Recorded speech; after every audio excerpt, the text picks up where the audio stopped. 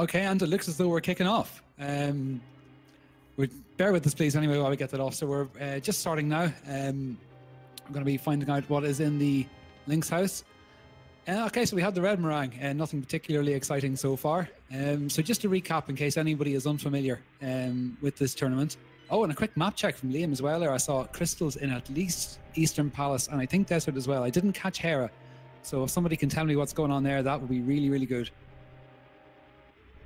But yes, anyway, to recap on the tournament, we are playing standard mode, so we have to go through the whole escape sequence and rescue Princess Zelda and all that stuff. But the catch is that we are playing with randomized swords, so you are guaranteed to get a weapon that does damage from Uncle, and we're about to find out what that is. Oh, and it's the blue cane, Cane of Berna, Brian, all of those mispronunciations that I always hear.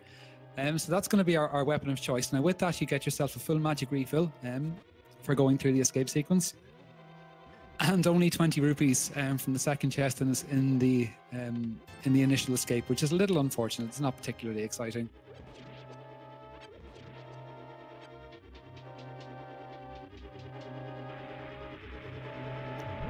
So our runners then, one of the items that it is possible to get from Uncle that deals that you can get for the escape sequence is bombs. And that's very, very difficult, but very, very useful, because then you're going to have a bomb for the end of sewers. And both these runners are going to be trying to farm at least one bomb on their way through the escape sequence. The reason being that at the back of the sewers, there's a bombable wall. And behind that wall, there are 3 chests. And that requires the power glove to get later on in the game. So the runners are going to want to try and get in there quickly, or early at least, on the first pass through, to save them having to come back and get 2 to 3 items depending on where the map is.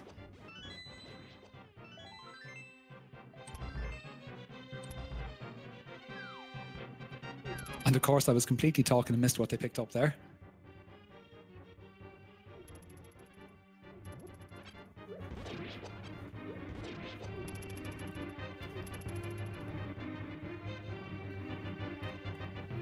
So the escape sequence is pretty standard. I mean, they're not running a difficult item like bombs. So the main time save really here is going to be how they're able to kill enemies with the blue cane, and also any NMG strats from just pumping in walls, and just really good movement, good execution.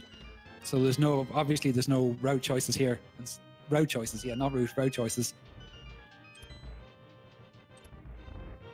So not too much to separate them really. Absolutely nothing time-wise in terms of randomizer.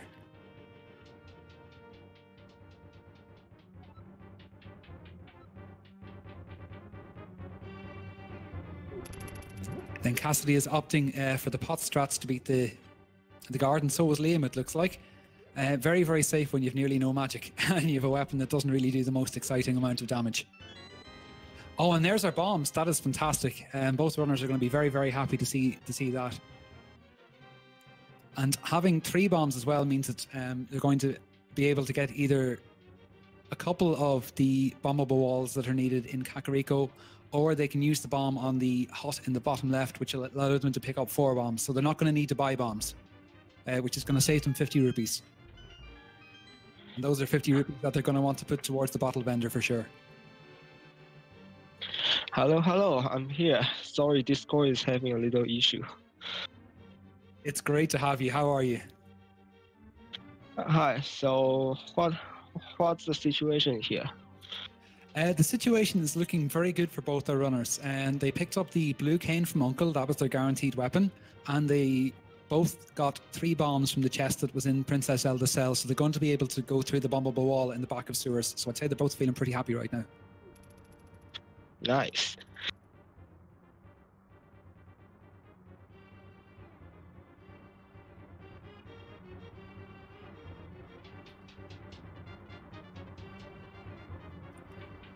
So obviously it's a little early to speculate, but going through the standard escape sequence, all we really can do is make outrageous predictions and guesses. So what do you think, Last Egg, is going to be the last item that these runners are going to get for go mode? What's going to troll us this run? Going all the way, say it's going to be Titansmith this time. A very, very interesting choice. That is not what I would have picked at all. I'd never even thought about Titansmiths. That's a good one.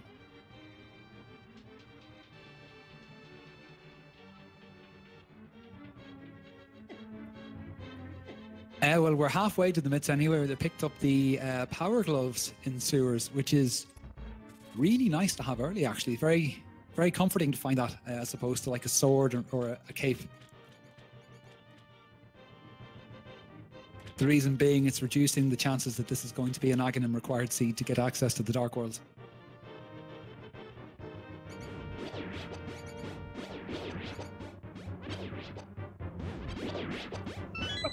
Oh, and Liam is missing the rat, the correct rat to get the key to go into the back of sewers there. That was a little bit unfortunate, but thankfully he had enough magic left that it didn't matter too much.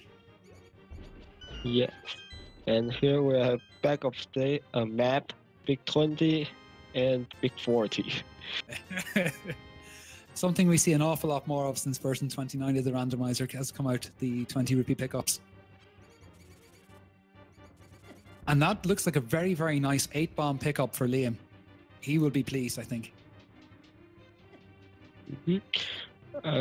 And I'd take 20 rupees at this stage of the game because we still need a lot of rupees for Zora or Battle Bender or Pod or whatever. Yeah, I think early game rupees can be can give you a good sense of security. Very handy to have.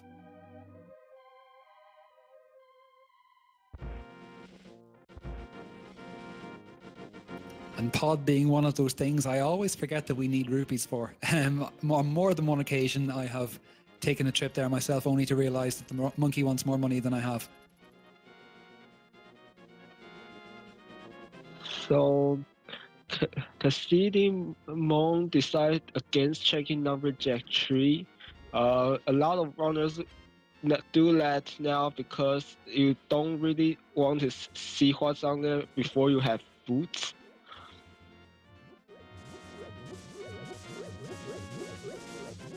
Yes, but we're going to get a little sneak preview anyway. Oh, and there's another 20 rupees for Cassidy.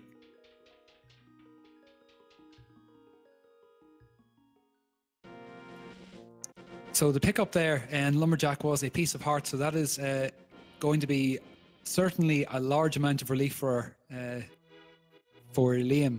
Certainly. Cassidy, of course, has no idea what's up there yet. But Liam will be thinking, that's good. I don't need to beat Aghanim to get a required item. True. So we're heading down to Kakariko. Cassidy is going to have to buy a bomb for the chicken hut, or he can find a bomb here if he's lucky.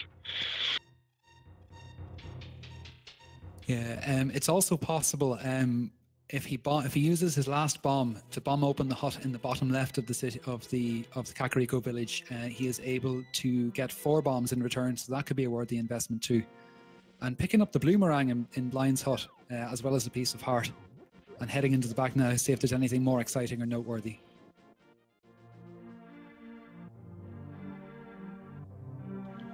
No, there are another 15 rupees behind the right row of pods. I'm surprised he didn't pick them up.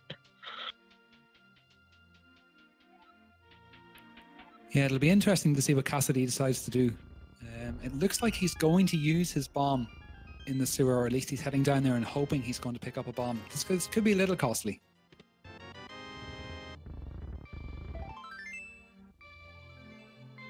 And an early Titans myth. That is not going to be trolling us this run.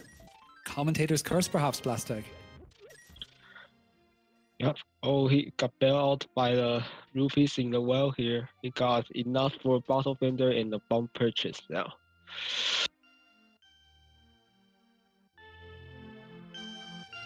Yes, it looks like that has paid off for him. I would call that a little bit lucky, but it was a risk. He took it and it worked out well for him.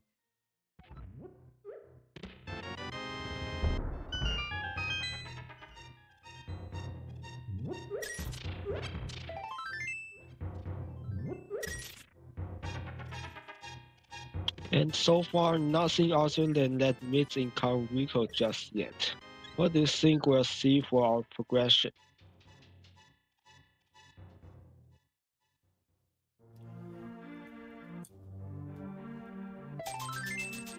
Oh, and a moon pearl in the chicken hut.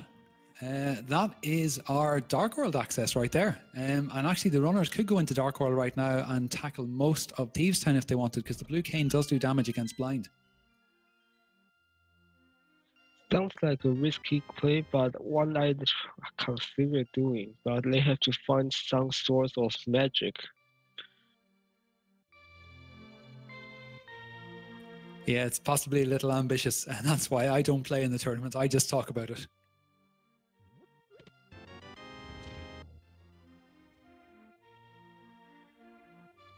That's a hard container on the library. Yeah, and I say this every time. I'm always disappointed to find a non-required or non-progression item on the library, because if you find a progression item, especially if it's one that you need early, you know the boots are going to be somewhere reasonably early to find, and that's quite good to have. I like knowing that I'm going to get boots. And me too. And Cassidy going for the blind race, and I would call that completely worth it. Yep, that's silver arrows.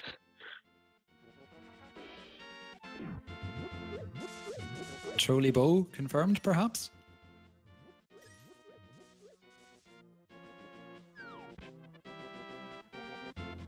Looking at tracker, it appears to have a map track already. Eastern and deserts being crystals, and Hera is the pendant.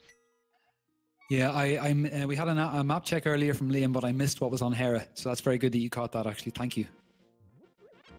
You have seen the tracker. I didn't even notice we have a map check on Cassidy's side. No, I mean, you were suffering with your own problems. That's completely understandable. And another 20 rupees for Cassidy in the dam. That's thoroughly uninspiring and seems to be loading up the latter half of the seed with items rather than cash.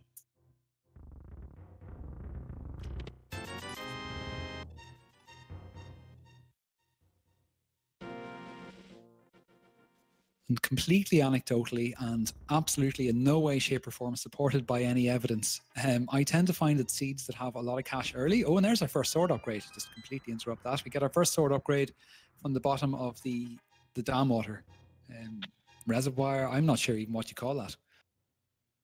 Just in time for the mini moderate cake, because they don't really have magic for that, and the bomb strats are useful, but they can juke really well, those mini modrons.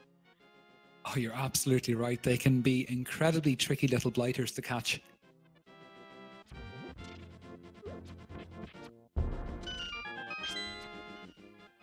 Although interestingly, Cassidy is opting for the bomb strats. He doesn't want to use too many of those bombs. He wants to keep a couple for Ice Rock Cave perhaps and Dark World things. 3 is a reasonable bomb to keep. That's Bumble Hut, Sahasrara, and Ice Rock Cave. Although yet again, a risk paying off there with getting some extra bombs. And also the shovel.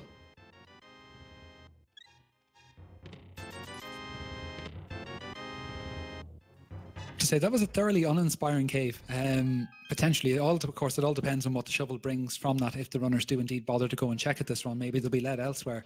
But not really much of value so far. Yeah, looks like our value this time is going to be behind that in the Dark World.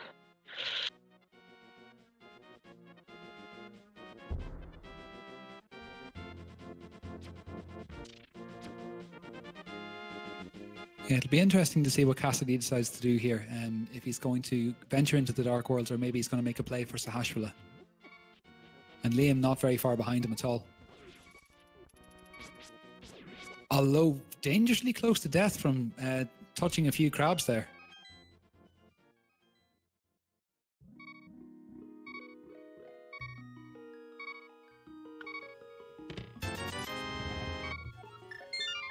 Looks like he's checking Lake Hylia Island. That's another big 20 and heading up to Eastern. I think all I can see in the seed is 20 rupees. We'll eventually run out of those. Well, eventually. Yeah, it's going to be a very, very long eventually, I think. And we're now getting some route divergence. Liam is heading over probably to go into the Dark World from Kakariko. So this is gonna start to get exciting now. We're gonna see which one of these plays is gonna pay dividends.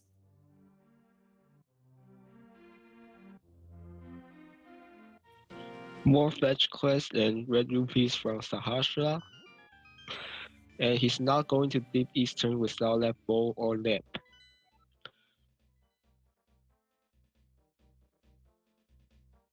Okay, so another map check there. We have our green pendant and swamp, our blue and ice palace, and our 5-6 crystals are on Misery and Mire and Skull Woods. Looks like Cassidymoen is doing a fake flipper setup to go to the witch's hut. Bomb yourself to the edge and fake flipper to this portal and you're right next to witches. I like that actually. You don't see that play very often. Very good use of game knowledge there. Meanwhile, Liam already is in Skullwoods. There are 2 items here. Skullwoods is a very useful dungeon to be counting items because so many useless small keys are in here.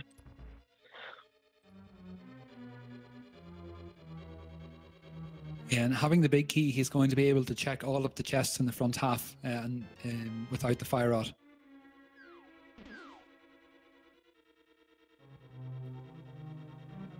There are only 2 chests left here in front half though, so we'll see if Skullwoods have anything early.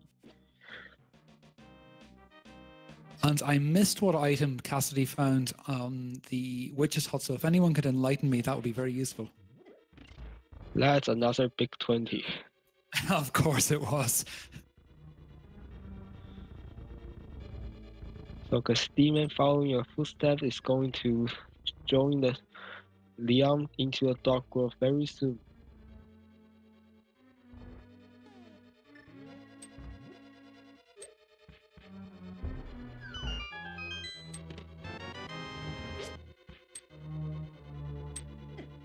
And there's our first item from Skullwoods. It is a 3-bomb collection. Taking up the magic refill, that's another good game knowledge knowing that the 4 magic pot is there. And there's Cassidy is going up into Skullwoods to have a look and see what he can find there as well. And having checked a few more overworld locations that were accessible early in the game, and Cassidy's going to be able to focus a little bit more without worrying what could be. Whereas Liam is going to have to go, or it's probably going to go and pick up his 20 rupees at some stage in the future. That's a map in the big chest, so we are one of the items is fire rod blocked.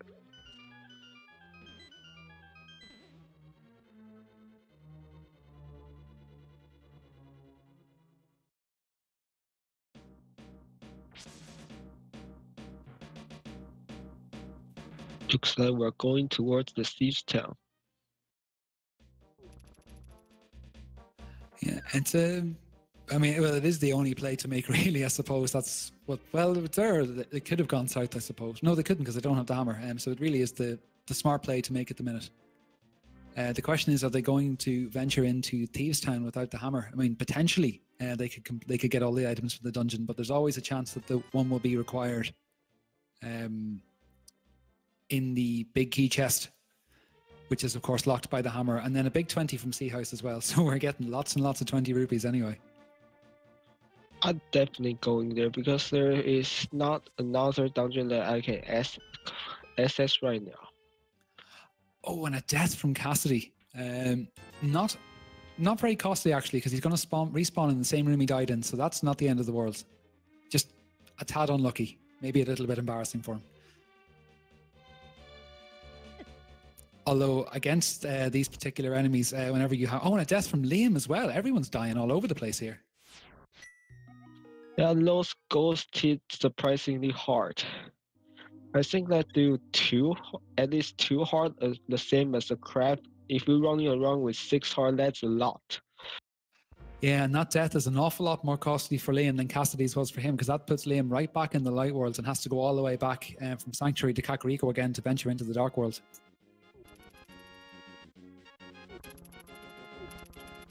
So Cassidymoen claiming his 3 bombs and should be going to Thieves Town as well. We are pretty much tied up here.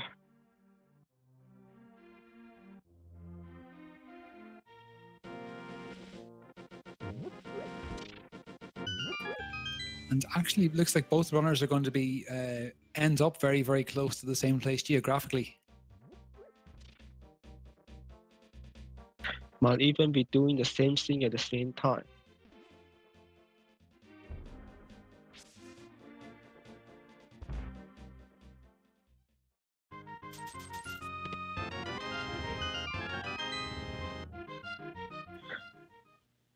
Well, while Chad is talking about flute, and here it is. I don't think they'll completely side of adventure here before activating them. Likely with blacksmith, I think. But we have ventured into Thieves Town. Yeah, with not having the mirror to easily activate the flute, you're going to want to do as much as you can in the dark world that makes sense too. And then just the next time that you happen to use the Kakariko portal, which would probably be, as you say, with doing blacksmith, to be a very good idea and a very convenient time to activate the flute.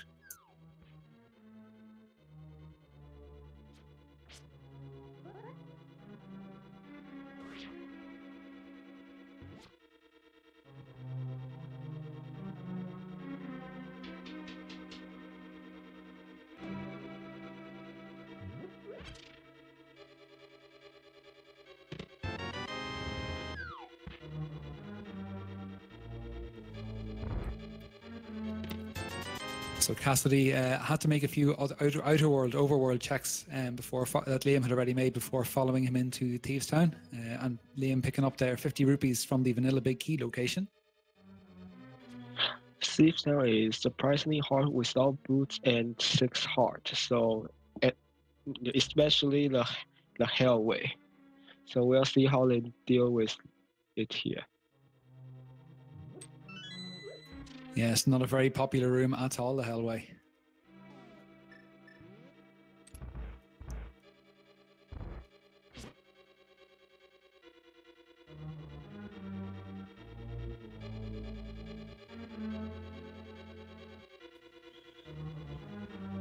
Getting the Burma out.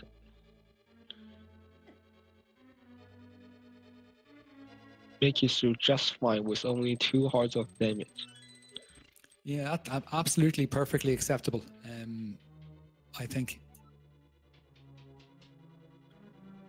Yeah, I take 2 heart damage Hellway any day of the week.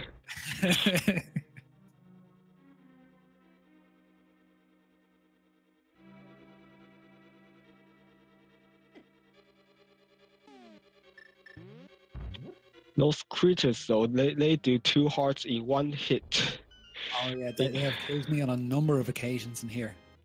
Oh, and he finds the mirror. Oh, that is a really, really, really nice pickup. Everything I said about waiting to activate the flute now is not necessarily valid anymore. Yeah, and the blacksmith is very convenient with that mirror right now. Yeah, as is Purple Chest as well, actually. And neither of the runners have done anything on the sort of transition from Thieves Town to South Shore in the Dark World. Getting cornered by the thieves in. Yep, just did not have the agility to escape that death. So that's going to help Cassidy pick up some distance on Liam inside this dungeon. And having just picked up the mirror himself, I'm sure he'll be thinking about the flute just as we've been.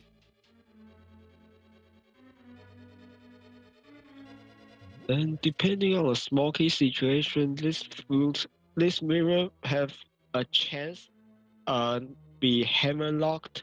If the smoky is locking itself in the big chest, then that mirror is going to be hammer locked, which is interesting, but not exactly that important as right now. we'll see.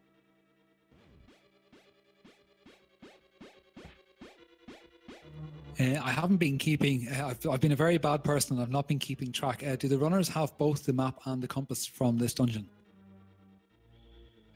I'm not keeping track either, but maybe a menu will show us soon.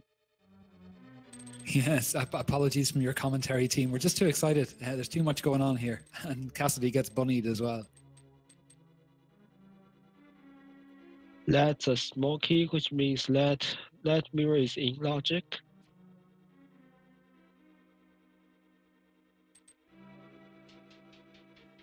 Yeah, it's not something you want to see in Thieves Town whenever you don't have the magic hammer.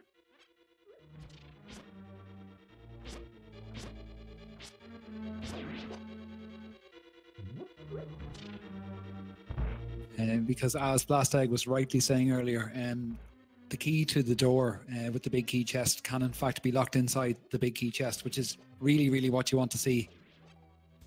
Because that means that it's only going to contain access to itself, which you can't get at, and it's not going to be one of the vital items.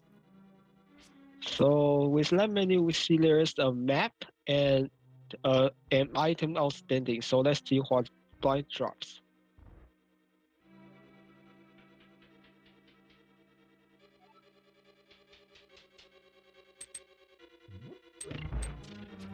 Surviving with half a heart, that was survival tactics right there. And Blue Canes, oh no.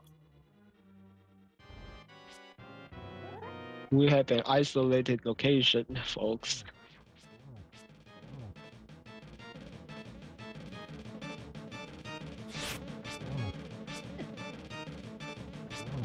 That could prove tactically relevant later on in the game for sure.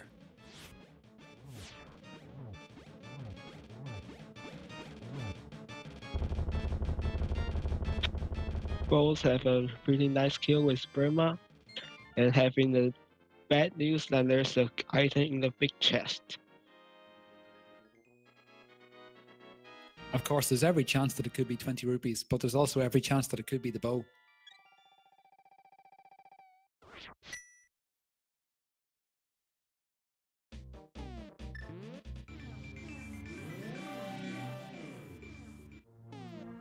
Liam is acting fate is flew first, while Cassidymoen is being more through and goes through the day game, and likely will pick up the Smith on his way back up.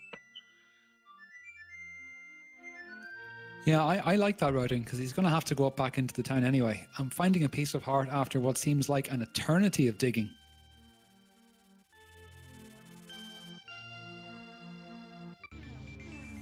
It's not exactly a fantastic return on investment for the time anyway.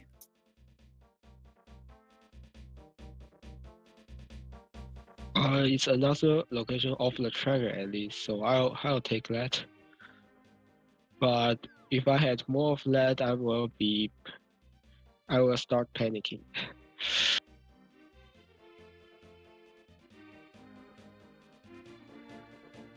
Yeah, so there's still nothing too much to tell these runners apart from. Both are doing the same things in different orders. So nobody has gone and taken a risk and gotten a fantastic advantage just yet. The big gamble right now is go to Graveyard Ledge when you have all these other things to do. Yeah, I would be more inclined at this stage to go south actually and be checking Hype Cave. And you can check the Dark World Grove and the south of Grove with the Magic Mirror in the Light World as well on your way with Purple Chest. I personally don't like going up and doing the Graveyard Ledge for a while, which is probably not the best thing to ignore. I mean, at this moment, I can see another player is fleeing to desert to see if it's boots locked.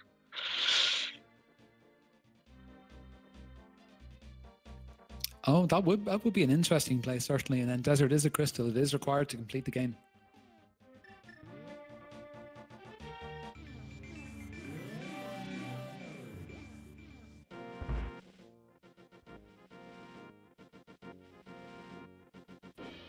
It's right the South Dark World is going to very through because he can mirror now for the dig spot as well. He's getting everything at the social other than Bumble's tablet. Oh, and I had completely forgotten the runners had the shovel as well, so I'm going to check that too. That is going to be fantastic. Not a fantastic item, but fantastic they can check it on the way without having to go back for it. And then chat is rightly pointing out to me that they may be able to go into desert, but they are not going to be able to complete it because neither runner has obtained a fire source yet.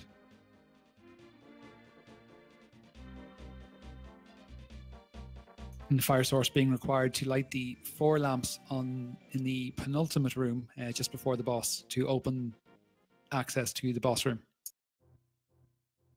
That's an easy thing to forget, just like I did.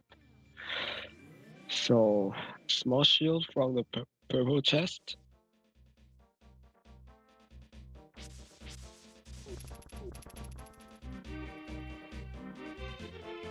And I think there's a 99% chance we're going to see some Dark World hype here.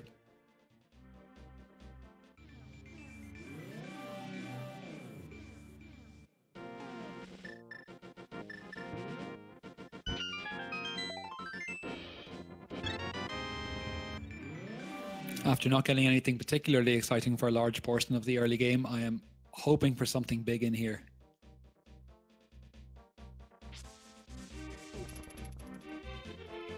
Well, I say particularly exciting. We found the flute and the mirror, so that's kind of good.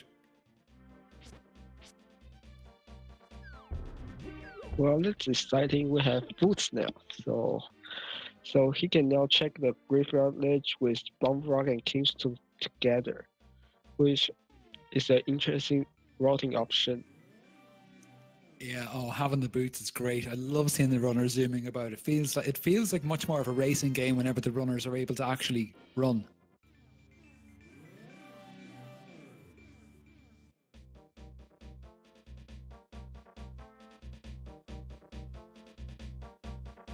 And that is, in fact, indeed what Cassidy is doing right now. He's heading up to check the northern locations and picking up the blue mail in Kingstown for his trouble. With this number of hearts with Dark World access, that's actually not a bad item to find at all, just to give a little bit of comfort. And Ganon is still actually kinda in play because we don't have hammer yet and have no access to Eastern Dark World. So we'll see when they find the hammer.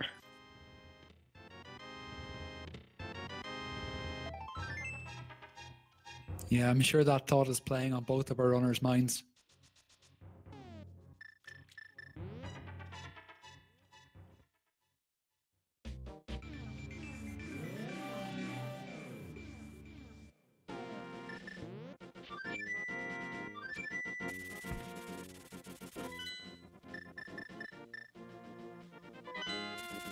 You see a Meyer play here. Another play is going up to Death Mountain with that flute and check out the Tower of Hera with that mirror. Not a lot of location without the hammer or the hook shot, but it's there.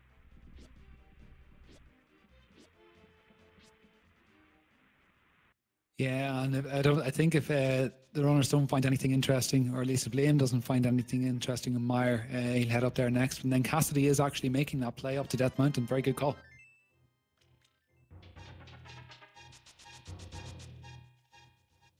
And Cassidy showing us that he is not afraid of the dark rooms. It looks like Quake is our Meyer entrance. We are going to need that.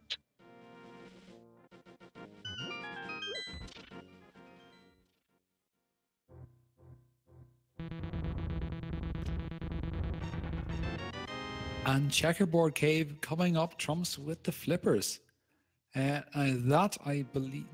Sorry, ignore everything I was just about to say. I was going to say Ice Palace is open, but it's not. You need fire. You need Fire Otter Bombos.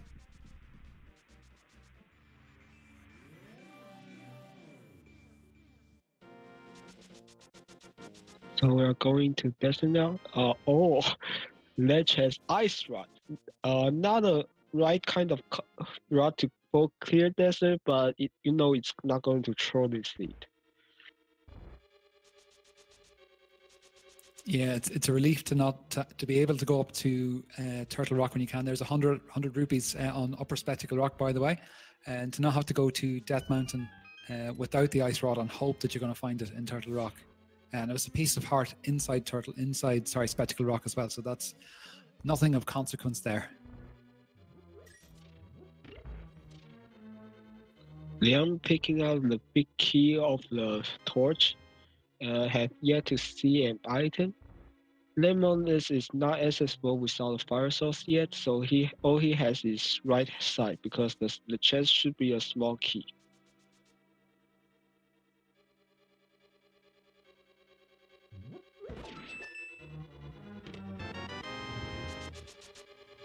And Cassidy making the play into Tower of Hera.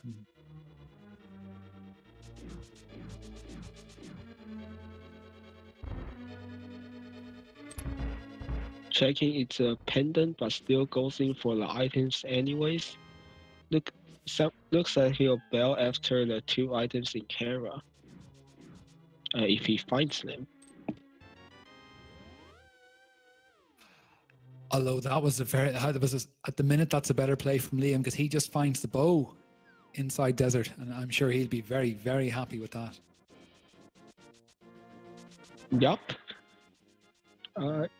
While Eastern is not exactly open, he can go there and clear it right now. Yeah, I don't imagine either of these runners are going to have particular difficulty navigating the 2 Eastern Palace dark rooms.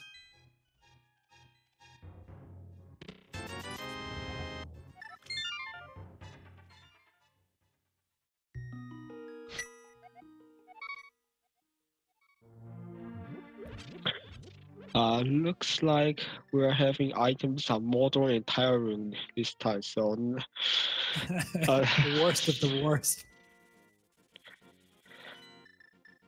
And of course, the item that would be available from tile room is not accessible because no fire source.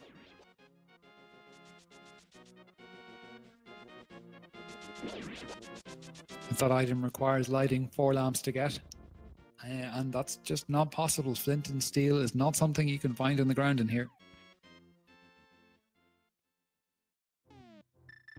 So with left bow, Liam is making a logical Eastern and Sahasra play. No hammer, so he can couple the pot with it.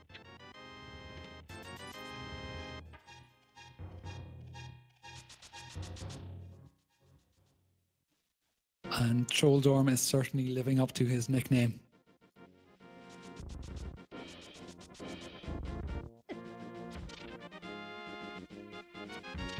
With Spider Sword, you do the same amount of damage with spin or a slash, so the spin is just help extend your hitbox.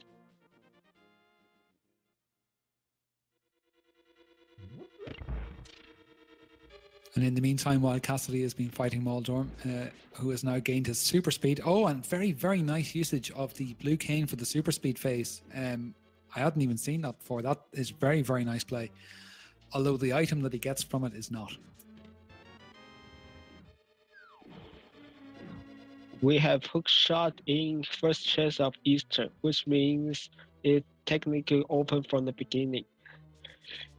Wow, just wow. That's some serious value from Liam's routing. Serious value. I am impressed. Cassidymoen following up to the desert too, though.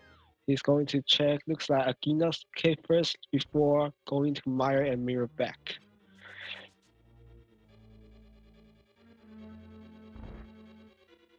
Yeah, pretty much the reverse of what Liam did. But he's going to go in there and he's going to pick up his bow anyway, so he'll probably be heading hot on Liam's footsteps.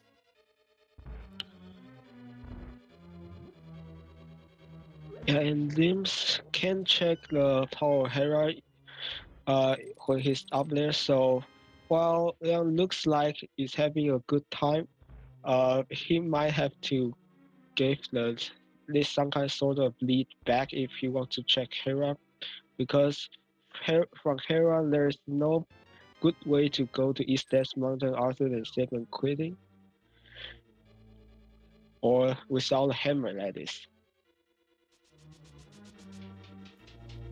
Yeah, and whenever Liam makes his venture up Death Mountain, he's going to be able to head over to east from the hookshot in the lower bridge and claim a lot of extra items that Cassidy wasn't able to get. So that's definitely more efficient routing for that play. So that the Desert Palace play was the play to make at that time. Indeed, looks like he's doing the dark room in eastern, towards the big key chest.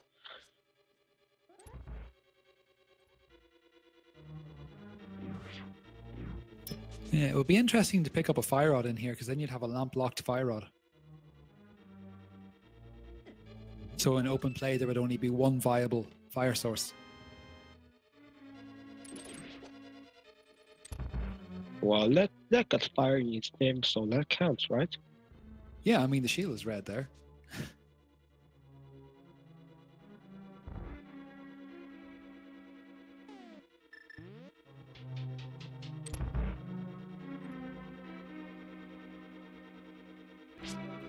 So Kamla is the worst dark room in eastern.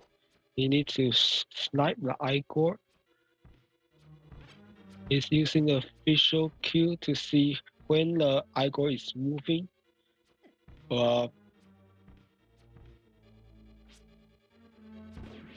Yeah, when you see the silver arrow is moving, it means the Igor is as well. Although he's got to be careful he doesn't use too many of these silver arrows up. I think he's lost track where the Igor is and might want to reset the room here. Oh, he definitely did, and then he took a death for his trouble as well. It's going to set him back a little bit.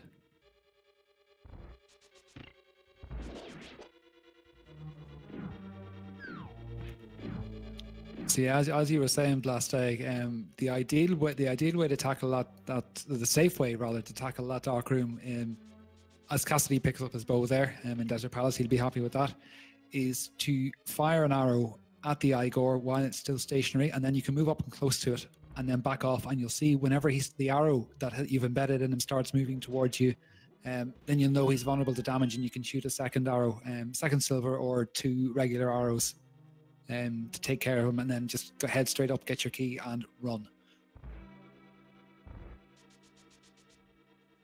Hoping, of course, that the other bad guys in the room haven't spread out too much. He's back for a second attempt. Let's see how he does it this time. He hit the Igor. I think he got it. He got the key. He's picked up the key, yep.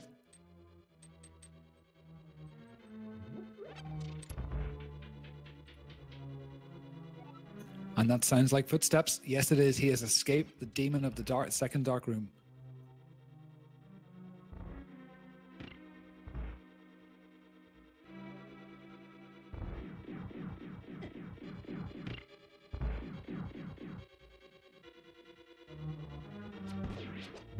And Cassidy, hot on his heels now, is just about to start the sort of ring of Eastern Palace, for lack of a better way to describe it.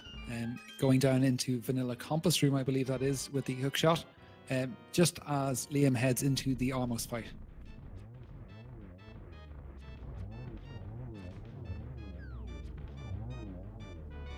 Six silver arrows, easy job. Get his second crystal. Armos being one of the bosses that just absolutely loves to eat silver arrows.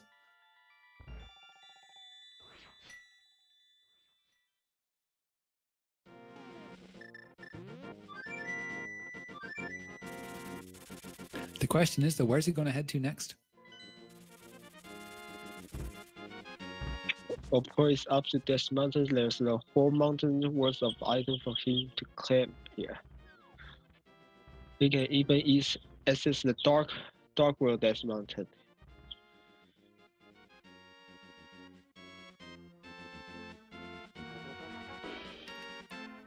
And quite sensibly from what items he has now is making the play to check Spectacle Rock here.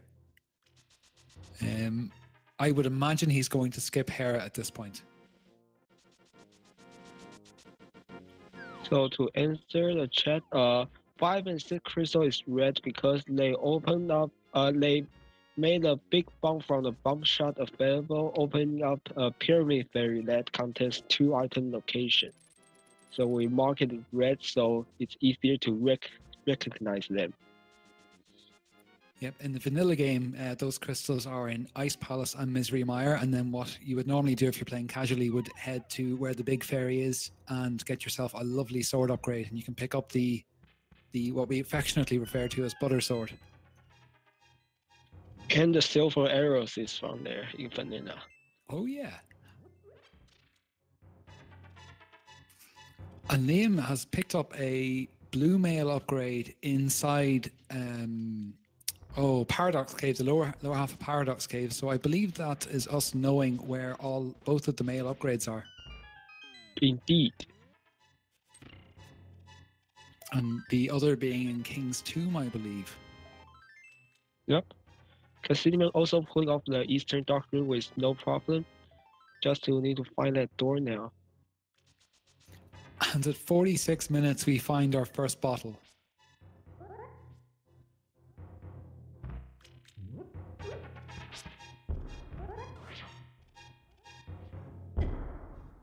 And the bottle, of course, opening up the item that's available from Sick Kid, who for some reason requires you to bring and show him a bottle before he'll give you anything, before he'll even wake up.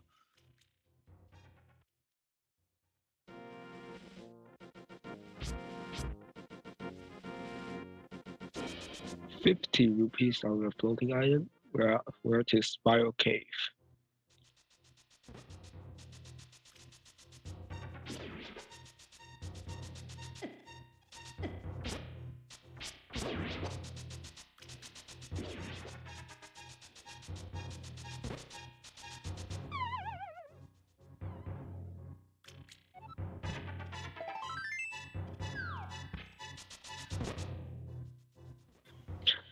Nothing really of value is found just yet. We'll see what Dark World Death Mountain has to offer. Yeah, just an awful lot of stuff so far with no progression.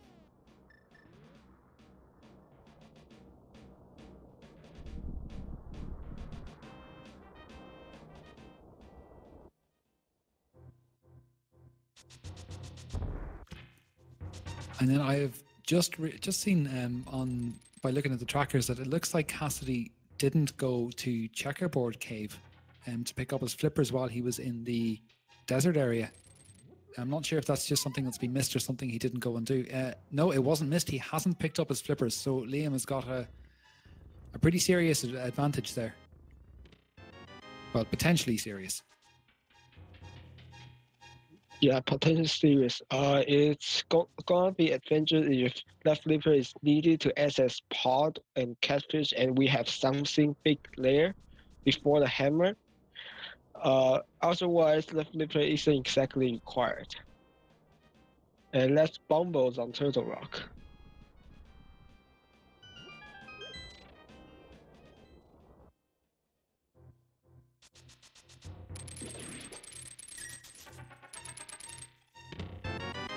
No, an Ice Palace and Swamp Palace dungeons that you need the flippers to access. Oh, and a Master Sword in Hookshot Cave. Absolutely fantastic. And still no sign of hammer.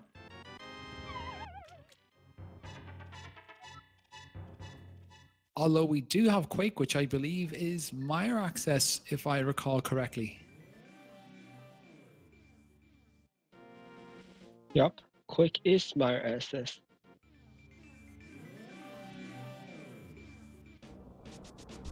And picking up that Master Sword has put Aghanim on the table.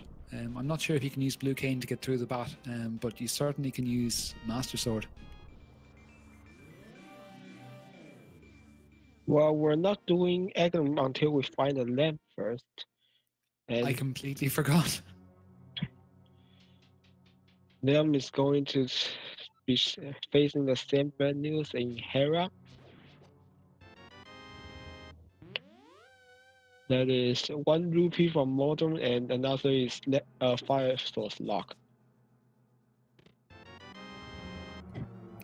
Yeah, he's going to be very, very annoyed whenever he picks up that single rupee from Moldom, all right.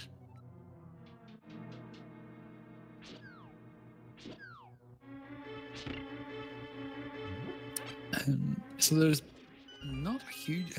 I'm actually not sure how many possible locations there is left for the lamp at this point.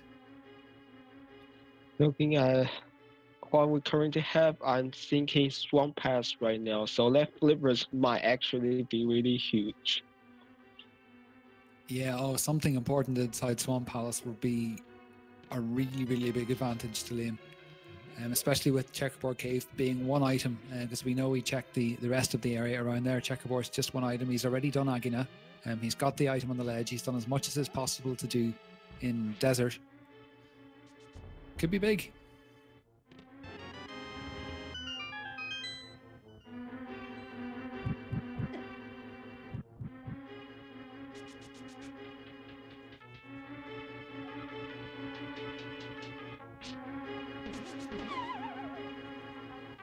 So after this, sorry, please go ahead. So after this Death Mountain trip, I checked the city first, and I've very seriously considered Swamp Palace, and up to you. Yeah, I was just going for something far more trivial and taking some amusement in the fact that Liam bumped off the same bumper and fell down the same hole that Cassidy did in Tower of Hera, so nothing so serious. So Liam has Metal Sword model. You want to spin it, not poking or slashing, because Metal Sword does the same damage as Fighter Sword. Looks like that's a 2 poke and 2 spins. So he evaded the fast face here. Get his green rupee. Yeah, that was a very good battle there from Liam.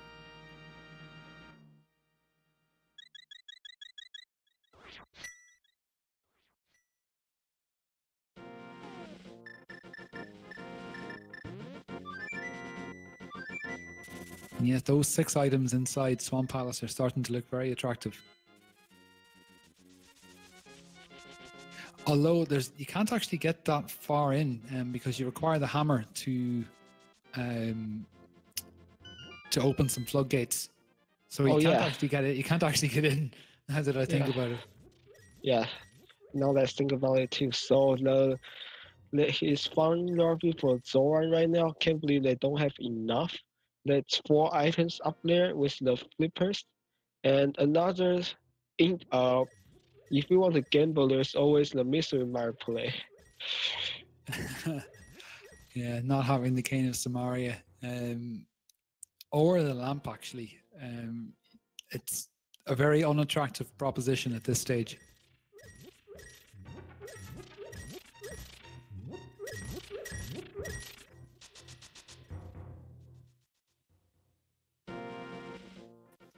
Was that frustration slashes from Cassidy there, maybe? Who's just checked Sick Kid and got something that I completely missed? Looks like nothing of value. Looks like 5/5er.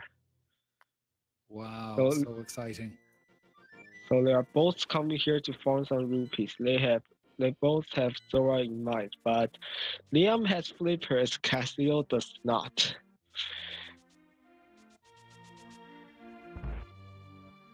Yeah, that's the big difference there. Although Liam hasn't checked the Bonk Rock or King's Tomb, I don't think yet either. And neither have checked Mirror Ledge, Graveyard Ledge. So he might be routing that with Catfish here from Graveyard Ledge to Catfish directly near to Zora area, which is very efficient, as efficient as you can do regarding Catfish. Yeah, I like the play.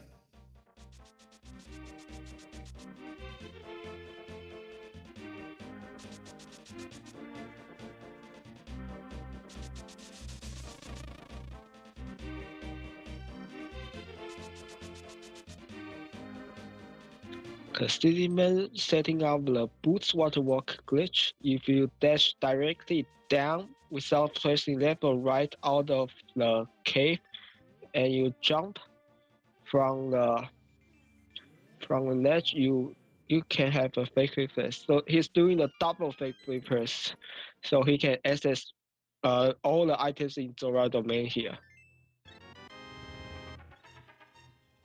So he's going into this portal, and then he's going to swing up to a cave waterfall wishing, and he comes back, he will be in Moon Pearl Waterwalk state.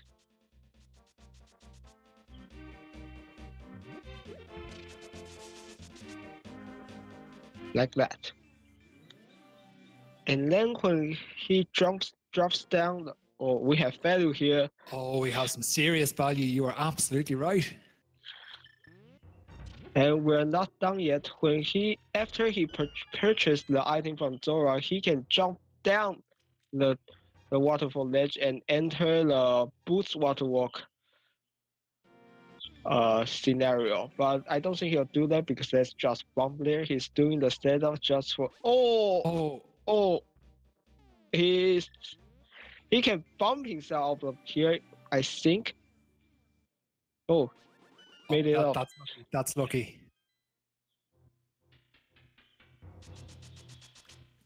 Very, very fortunate after being caught by one of the Zoras there, to not lock himself.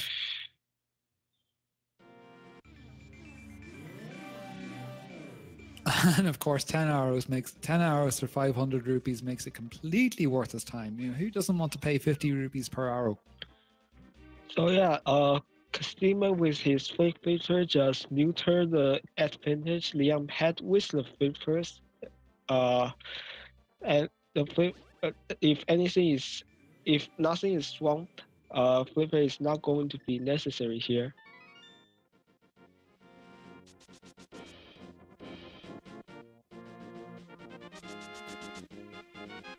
Yeah, that could send him on a bit of a wild goose chase, especially if just humoring me that the lamp, for example, could be inside the swamp, or perhaps even Ice Palace.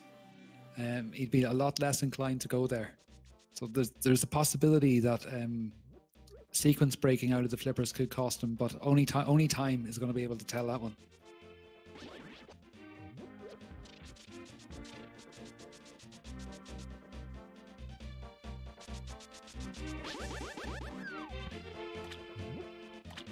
We are having a cat speed check, and then Leon is going to find similar values in the cave of waterfall wishing.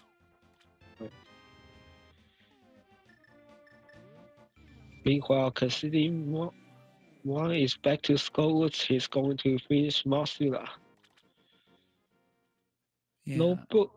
No books, so we cannot check the pedestal right now. Oh, that would be exciting.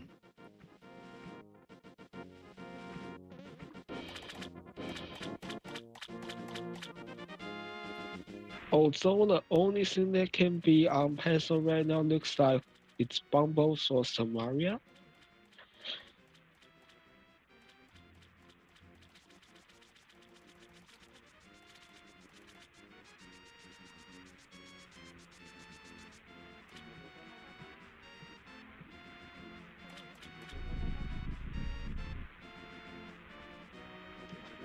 And Liam is about to be bitterly disappointed here on Zora. Although I have to say, picking up some green potion from Catfish is not the worst item he could get. Mm-hmm. So he's walking back, likely to flew to somewhere. I'm not sure which of these is faster or safe and quick.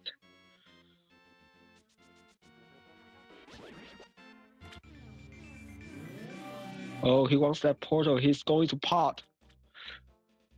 Oh. Or the pyramid first, whichever.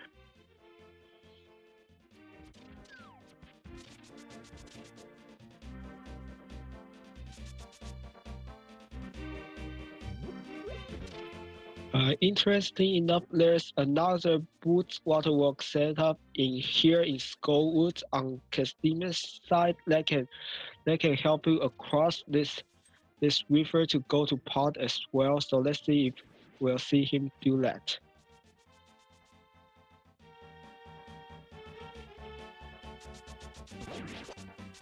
And Cassidy has he successfully beaten Motti there and picks up another crystal.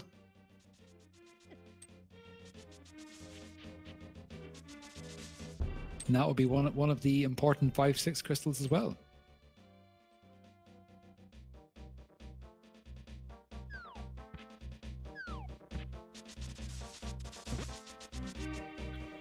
For the other 5-6 being Mystery Mire, the only value we can find in best value would be Hammer, which that would mean Aghanim required as well.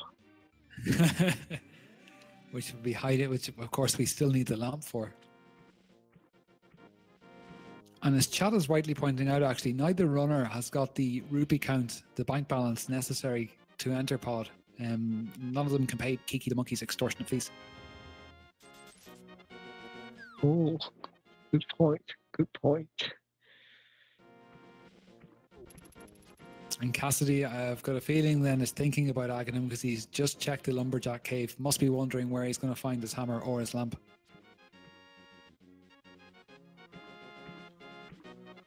Oh, what is the play right now? Pod or Mire?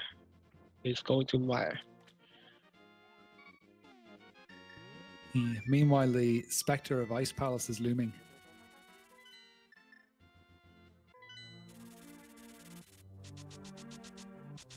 Of course, Ice Palace not actually being completable without the hammer. You can't get down to Cold Stair.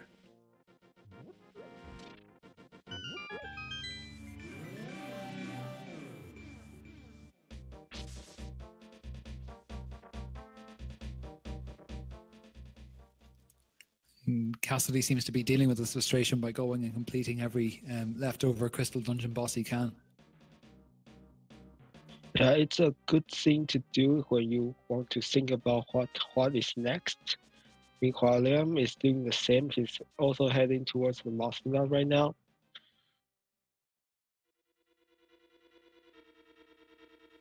Yeah, I'd say both these runners are starting to feel a little bit of pressure to come up with a play that'll find this hammer.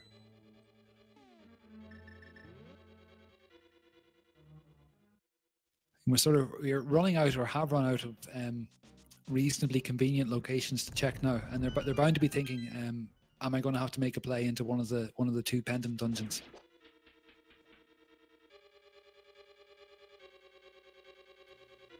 But complete a crystal dungeon is gonna always be a priority before dipping into pendant dungeon, unless you want to gamble and be able to almost that crystal dungeon.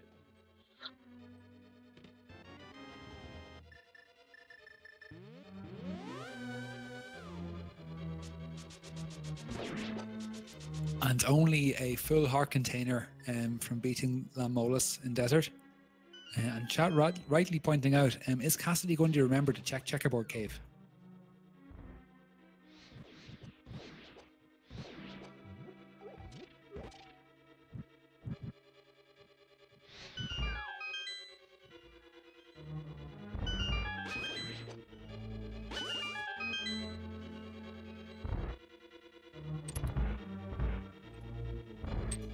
And it looks like he is. So that's going to open up Swamp Palace and Ice Palace to him. Mm-hmm. And put the items he got from the Waterfall of Wishing back of logic for him.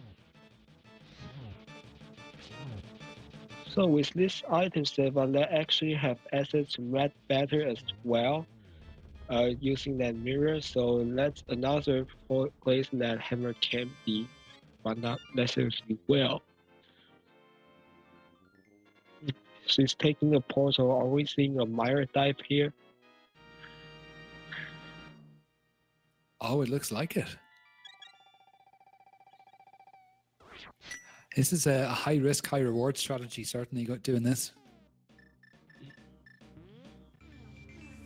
Could be our big play this seed. I can't wait.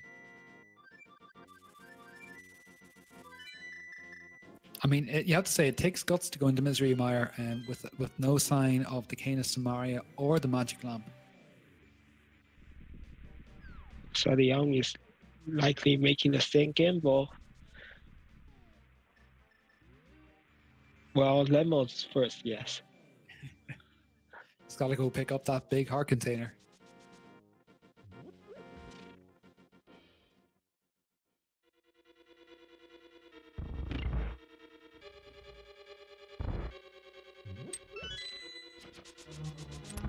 And Cassidy's sword just not long enough to reach the whiz robe from behind the barrier. Has to go wait for him to appear again and hit him from the side.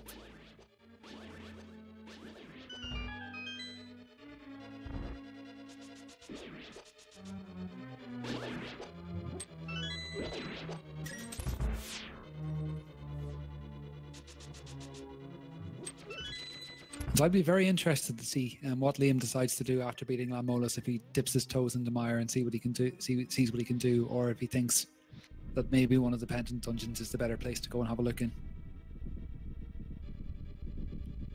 I think dipping into ice or pod would be a better play. Oh, never mind. Let's hammer. Oh, Here in Mystery Mire. Oh my goodness, that is an incredible find. Absolutely incredible. I take it all back. That was an amazing play to make. So we're looking. Sorry, please. So we're looking for Samaria for Dark Room Go mode and Lamp if you don't want to do Dark Rooms. No, I don't like being the bearer of potentially bad news, but that does mean that Ice Palace, I think, is now completable. Along with Swamp. just gonna put that out there. Yeah, so we're and they need Bumbles as well for Turtle Rock. So let's see where our last two progression items will be. And Liam is going to make the same play, so he's not going to be left without his hammer for too long.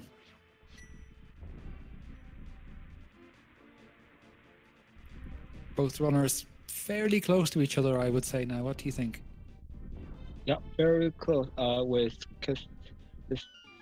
Cassidymoen having a little small edge.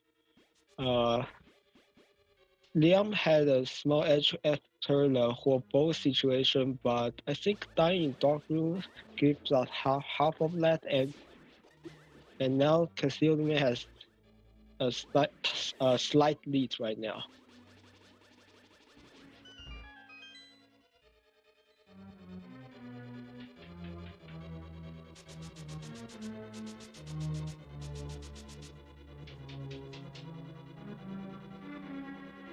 And we're going to open the vanilla big key chest, and it's a bug catching net. I got swag. And they don't need to open any more chests in Mire. That's both items. Well, they have to still find a big key. So I take that back. Yeah, though once that big key is found, I think they're going to be getting out of there very quickly.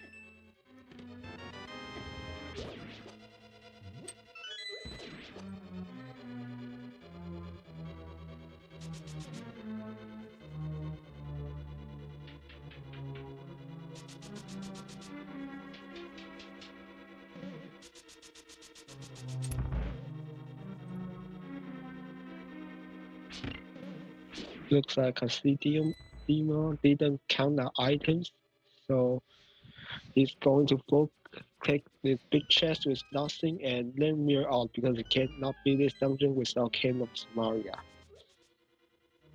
Yeah, a small time loss, but an unnecessary one at that. Possibly the excitement of finding the hammer threw him off.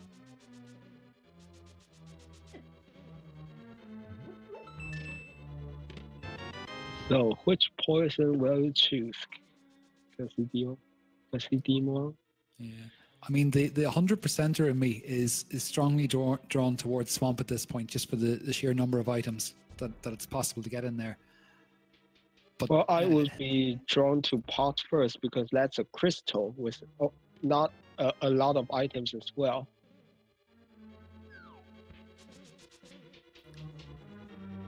Although 24 rupees is not enough. Oh yeah, I keep forgetting that. Yeah, me too. It took me a minute there.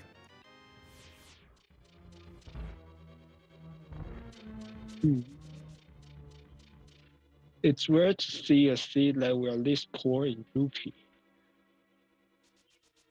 Usually by this point of game, I usually had like 800 rupees or and such.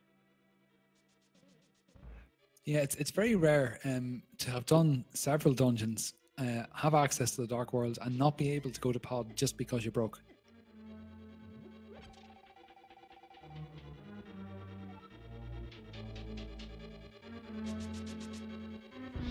Possibly wishing that they had taken the time to pick up the 50 rupees that were available on the overhanging ledge up Death Mountain in the Light World. I forget the name of the exact pickup location, but I think there was 50 rupees sitting up there that would be awful handy now.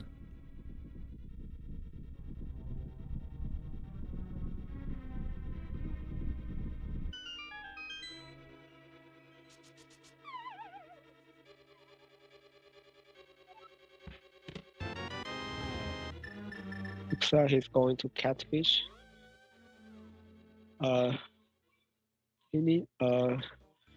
We have yet to see stamp price listed, so that might be a bell if it's 20 rupees, but I'm not sure if it'd be worth the time to try to scout that. And Liam is going to farm for them, so he's going to be making the pod play as well, and is probably going to get there a little earlier. Yeah, I think so, because he can flute right away after this ruby farm.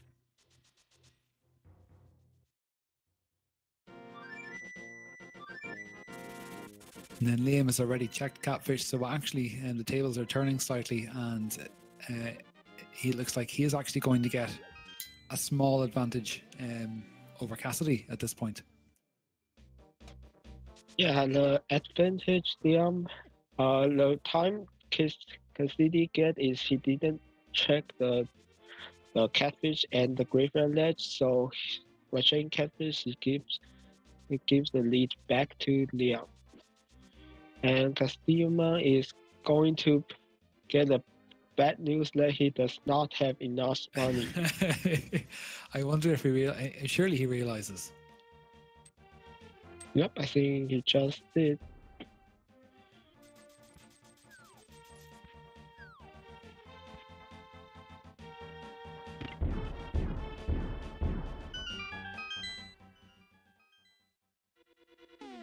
And he's definitely going to be having a sinking feeling now.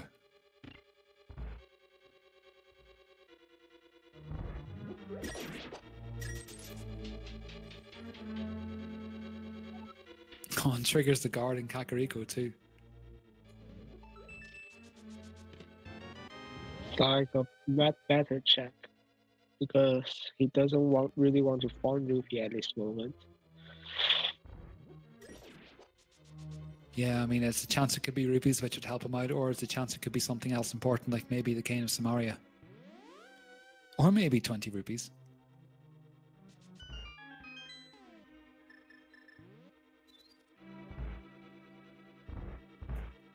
I don't believe it. I do not believe it. Yeah, that doesn't really do a lot for them at this moment, because there's no items left in Mire and they cannot afford a big tap bomb as well. He's really feeling the pinch in this economic downturn. Oh, but that's a location that Liam might not think to check for a while.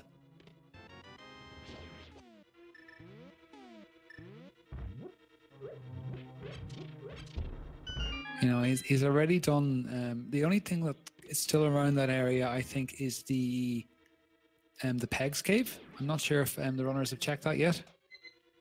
No, they have oh, they have checked that. No, they haven't. They just got a hammer, remember? Oh yeah. So that's possibly the only reason, or the thing that would attract Liam back anyway. But Cassidy's going to go and check that because he's still broke.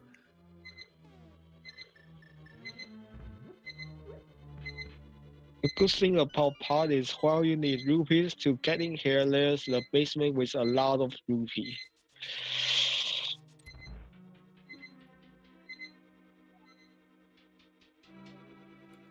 Yeah, sort of a bittersweet pill to swallow, especially because he's not going to need any of it. Well, potentially he needed for a big bomb, as that King of Samaria unlocks.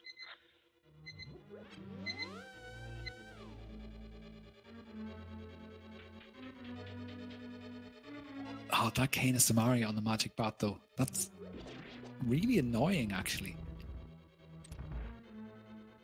I suppose that's the nature of Randomizer. Anything can be almost anywhere.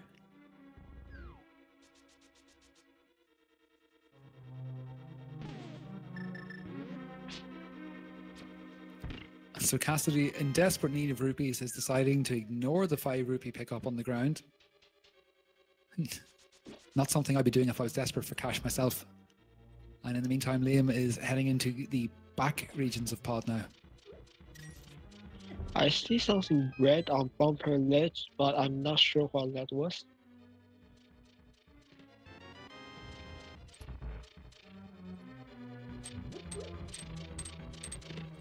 Something red.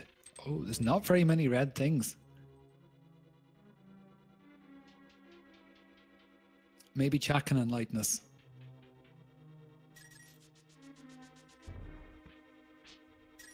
Oh, it was Cape. Chat is telling us that it was Cape on bumper ledge, so Cape is Cape locked. I don't think that can happen. Only keys can be locked by itself. I don't think Cape can. I think chat is just screwing with us on that one.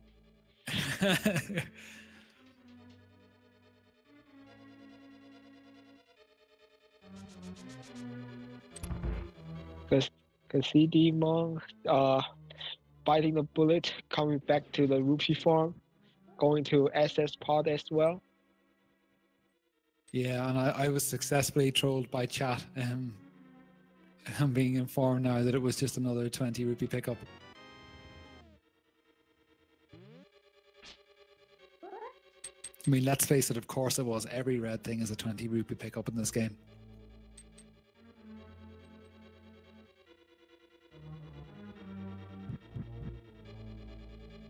And Cassidy is back. Oh, sorry, please go ahead. Yeah, Cassidymoen back to Pod, and Liam is transferring the dark main.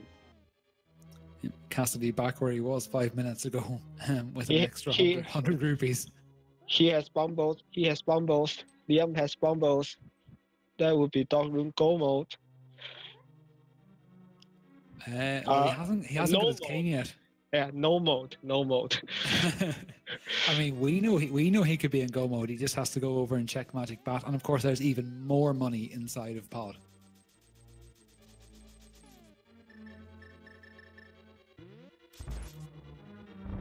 So the question then becomes, when's he going to go and check?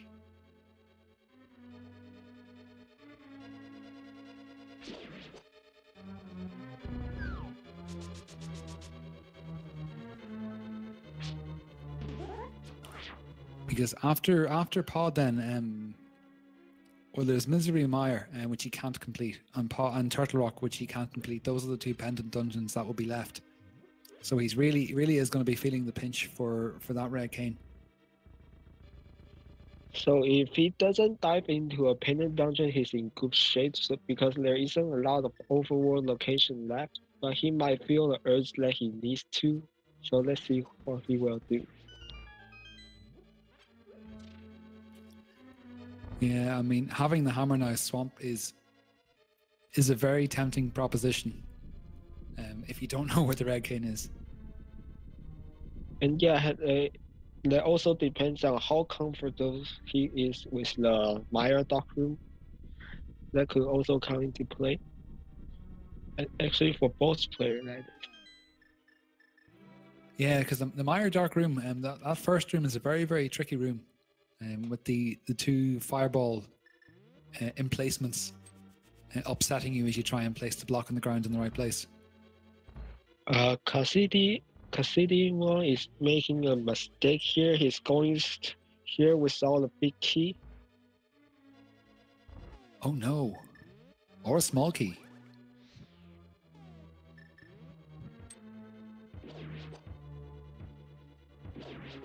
Oh, that's really unfortunate. Actually, that's a big mistake.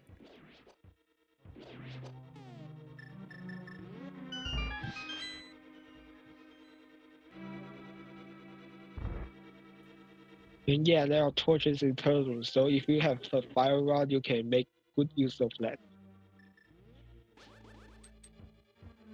Yeah, it turns the those dark rooms from an absolute nightmare into just a really bad dream.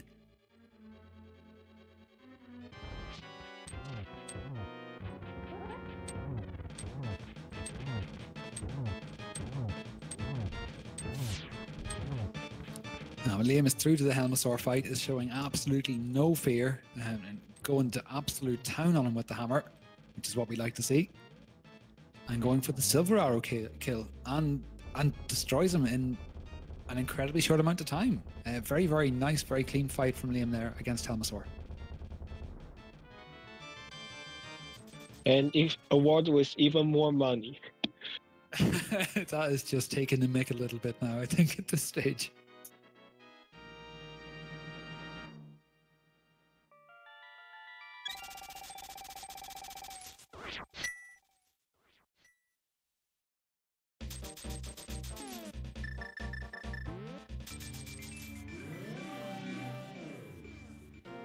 So what are you going to do next, Leon?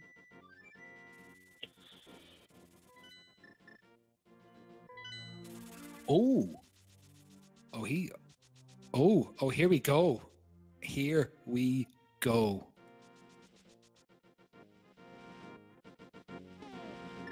Looks like we're having go mode in just a moment here. Misery well, mode, dark room go mode. Yeah. I mean, you make the play. I mean, you have to make the play. You have to give it a chance. Like you're in a race. It's an hour and 22 minutes in. You've 2 more dungeons to go. One of them is just going through and killing the boss. You have silver arrows, but yours isn't going to be that much trouble. I mean, you make the play. Even if you'd never done it before, you bring up a picture online of the dungeon and you give it a go, surely. And you can also open a tutorial video if you really need that. That's not against the rules either. And I think it would still be faster than going into the other 2 dungeons to try and find the lamp. Yeah. So we're 1 hour 21 minutes, 50 seconds as such. Liam Atlas is officially in dark room go mode. Yeah, and he's going for it. I would be surprised, given how quickly he's done and how he's been able to cope with some of this. I would be surprised if he hadn't have made it.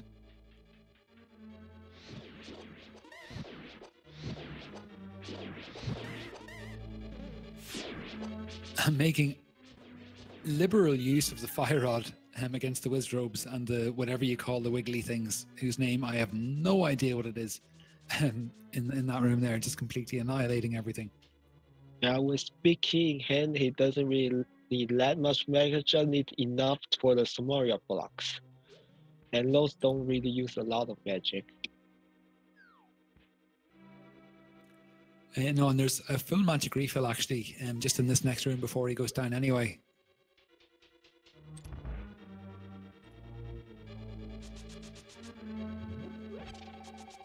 Which it looks like it looks like he is literally picking it up as I say. It looks like he's going to pick it up. So he picked it up. Answering the question in chat, I don't think that's a required download in Mire because Mad Batter is accessible via mirror, and the powder is in Waterfall of Wishing, which they have access to after Checkerboard Cave.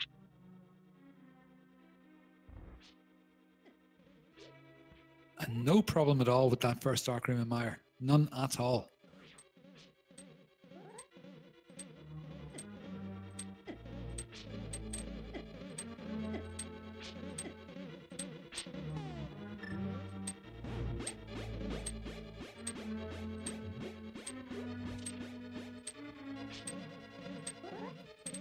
having a little trouble going through a spike in the second room, but he got through with Berna.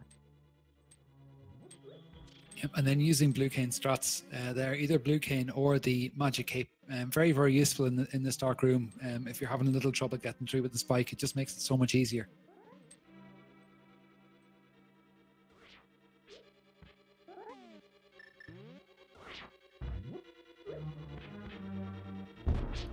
And meanwhile, Cassidy has picked up his big key from Paul that he erroneously went down into the basement without. And the small key that he also needs.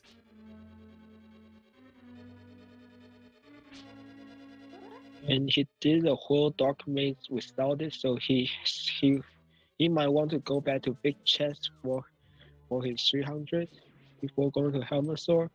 That's just unfortunate routing. That's not a mistake because big key can be anywhere, can be behind there as well.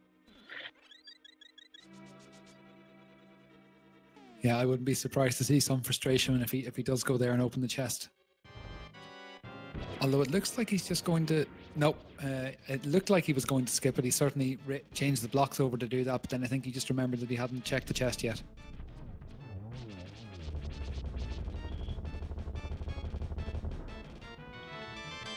A volley of steel barrels that Victory flies so fast that I didn't even catch it. No, Vitreous with silver arrows is truly a joy to behold whenever executed properly. He just completely melts. A beautiful, beautiful thing.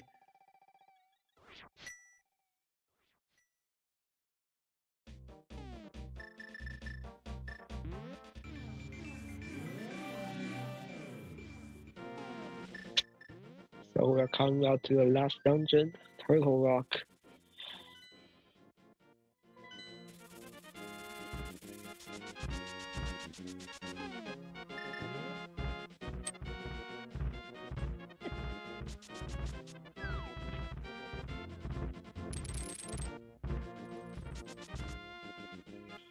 The thing about Dark Room is some of the items won't even show up.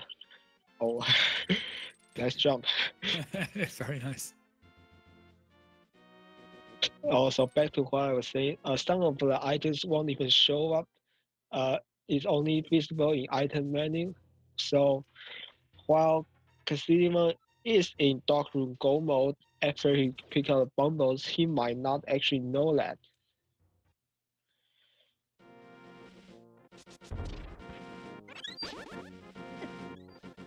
Well, he's just had a quick menu there, so hopefully he's noticed that he's picked it up. Do we know whether he checked the Turtle Rock medallion? I am not sure. Oh, I don't recall.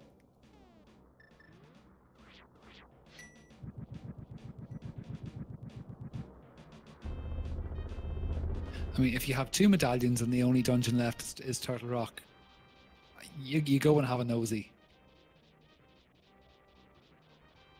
He was on autopilot there and shooting the statue to move the wall that he already did earlier.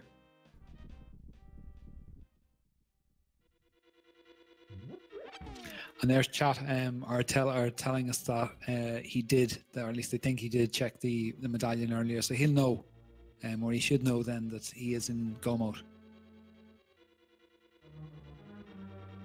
The other thing is he might not be comfortable with Smart Dog, who might want the lamp. So checking a few chests after that is very reasonable.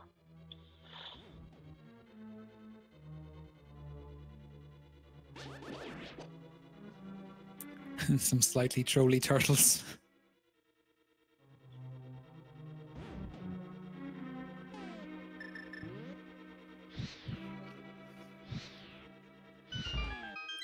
So the runners, very well equipped, heading up into Turtle Rock anyway. That's 14 hearts and red mail, as well as a second shield upgrade, which is sort of minor, but they're very, very healthy anyway. And they both have a red potion and a green potion in terms of requirements. Or sorry, in terms of potions recovery items. That was the R word I was thinking of, recovery items. So they're very well equipped here. unlikely to see anything catastrophic before the runners at this point. Looks like we have someone in chat went to Cassidymoen's stream and he did not mark Bumble, so that's going to be iffy. Oh dear, that would be very, very unfortunate.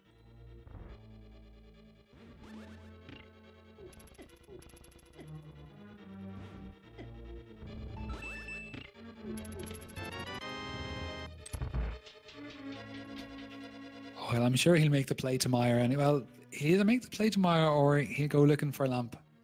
I would think he'd be confident enough to do the dark room.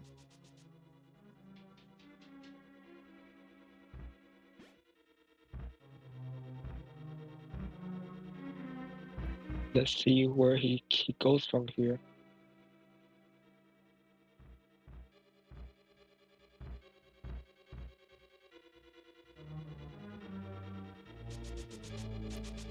That's an unusual looking Misery Mire. And by that I mean it's not Misery Mire at all. Looks like he might have found out. I don't. So this looks like a situation he's not comfortable with Mire Doctrine, so he wants to find the lamp in Turtle Rock. So that's gonna be a little bit of time sink because he's going need to look for that. But of course it's not possible for the lamp to be in Turtle Rock because Turtle Rock is locked behind Bombos, which was in a dark room. So he's going to go up here. If he's looking for the lamp up here, he's not going to find it.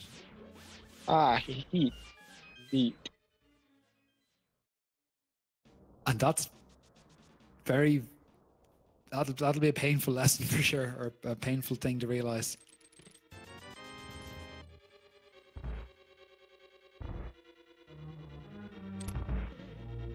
I think it's fair to say now that Liam Atlas has got a solid lead in this race. Very, very solid lead. It will be difficult to see a route back for Cassidy. Indeed. I mean, anything could happen, but the smart money's on Liam at this stage, I think.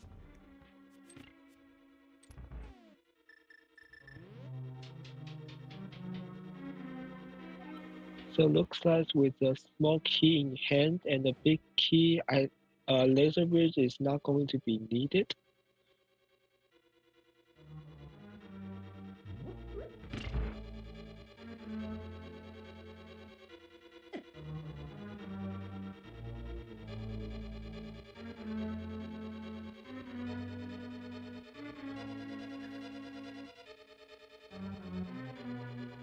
And there goes our last dark room of the game.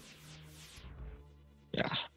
So Mario Maze, you can do it very easily if you know what the visual cues you are looking for. This is because this is the only dark room you can actually see Link.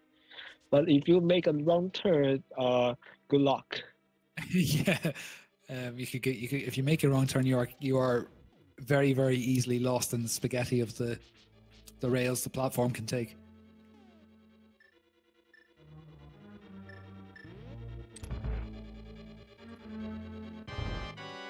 And only having Master Sword against Trinex is going to take a little bit longer. And yeah, we're going to see some hammer strats just to get some better damage against the heads here.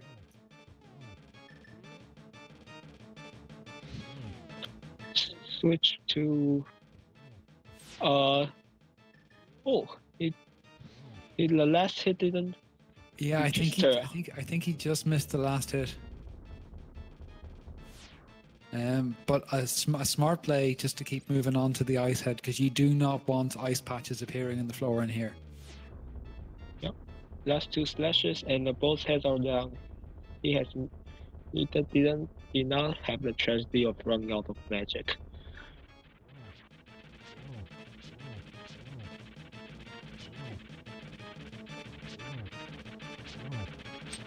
Getting cornered a little bit there by the main head of Trinex, but then after that just completely disposes of him.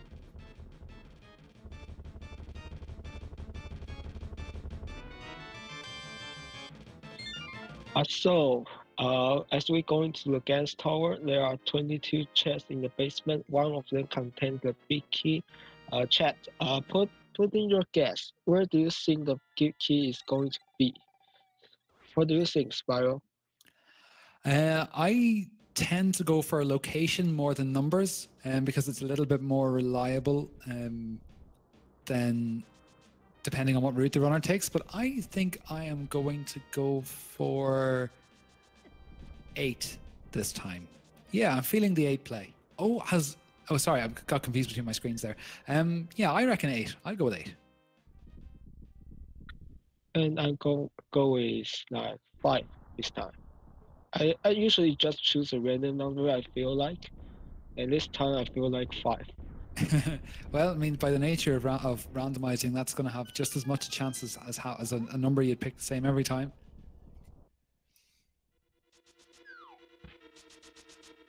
And so, just a reminder, we are playing the big key guessing game for glory here.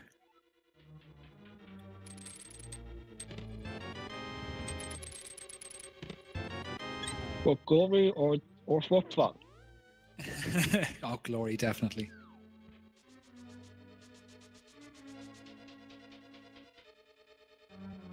So it wasn't in the first 2 chests in Hope Room.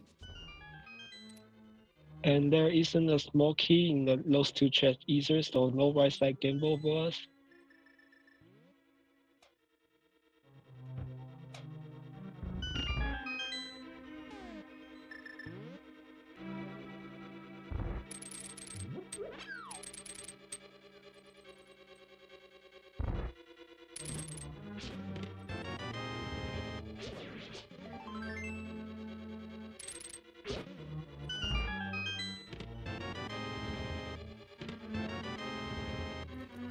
And there's up to 7 with no sign of the big key yet.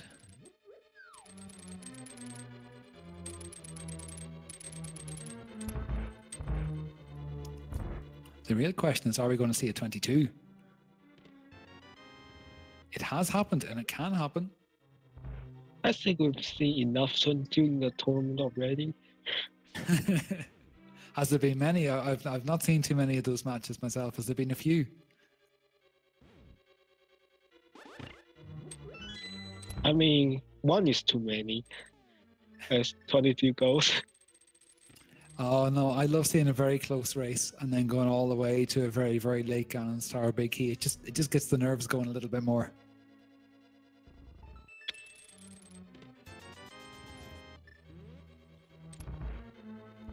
And just keeping on track there, that was chest number 9. Yeah, I think that's 9.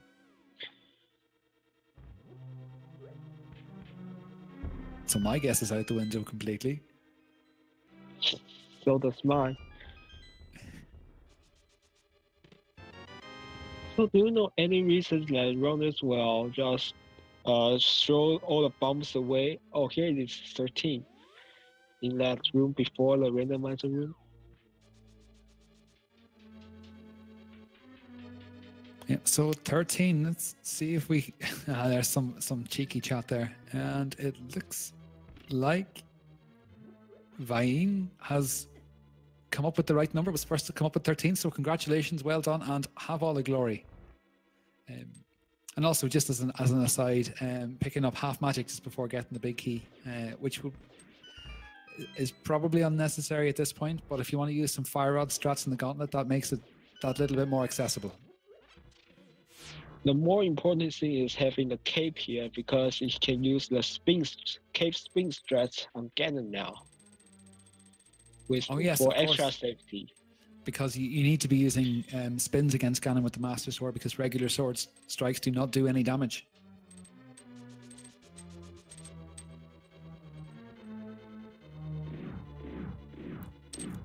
And Cassidy is checking the entire of Laser Bridge there, so he must be at this stage. He must be looking for a lamp and a key because he opened up a big key chest, so he needs a small key from Laser Bridge. Oh, I forgot because I forgot about that entirely. Well, he's looking for both, so you are also right. But also wrong. Yeah, so he's in for his try next fight now, and is also choosing to use hammer strats. Although he's getting an early ice pass from the ice head, that's gonna make this fight a little trickier. And he misses the hammer hit to the ice head in the first ice fire rod shot, but gets 2 hits, no problem.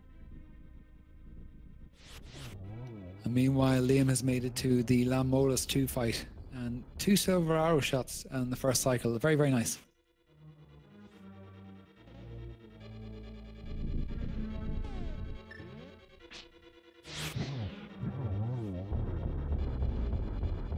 And opting for Fire Rod to finish him off.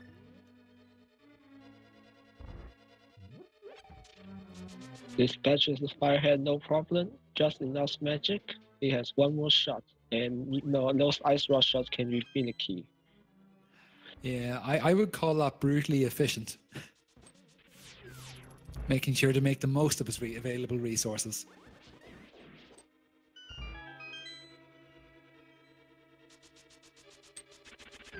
Down to 1 heart on the main head, though. And still choosing to stick with the hammer. At this stage, you would think the sword play would be a little bit safer. But no trouble. Fair play and well done.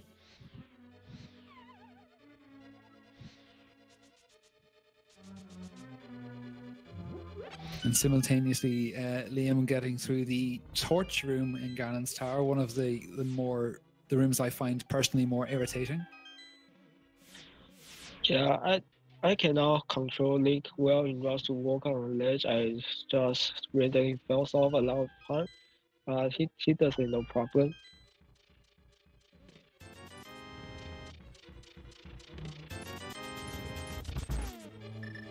Opening the 2 chests in that room, I wonder if he's at this point he must be looking for a sword upgrade. That's the only thing I can think he would.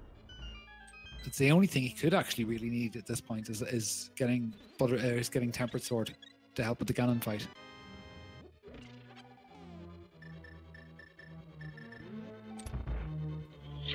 Looks like Cassidymoen is stocking on a potion ready to do the Mire Duck room. If you're not comfortable with doing something, always good idea to stock up. Yeah, because the extra time that you use to buy potions is almost certainly better spent buying potions than the additional time on top of that a death would cause.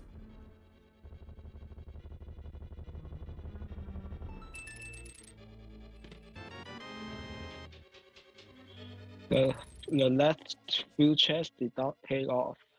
We're going to see a Master Sword Ganon. Oh, brilliant.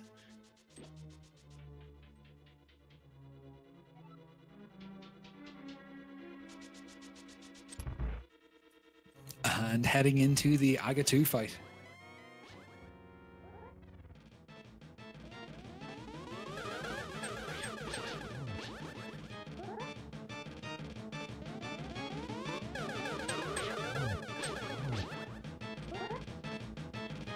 A double here, 3 more to go.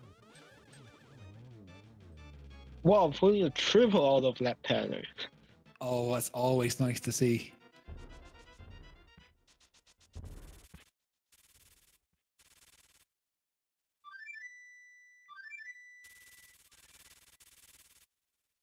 So what words of wisdom is Ganon going to have for us today before this epic confrontation?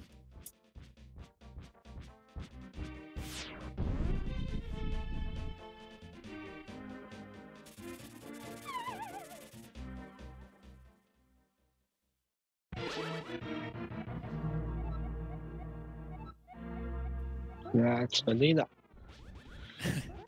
Incorrectly, of course, telling you that you've beaten Aghanim twice.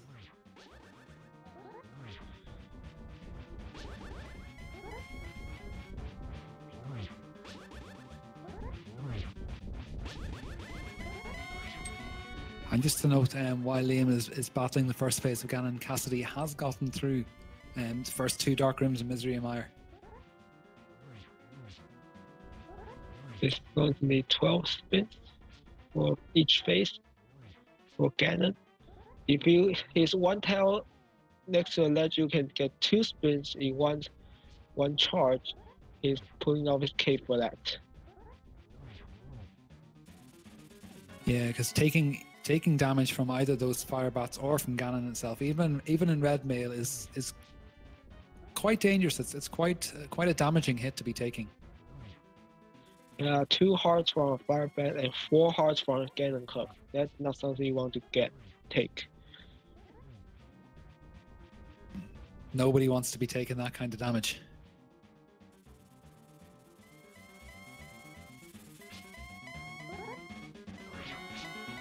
Looks like he's off to phase 3. Relatively safer phase now. Yeah, and getting that first hit in there to avoid the circling fire bat.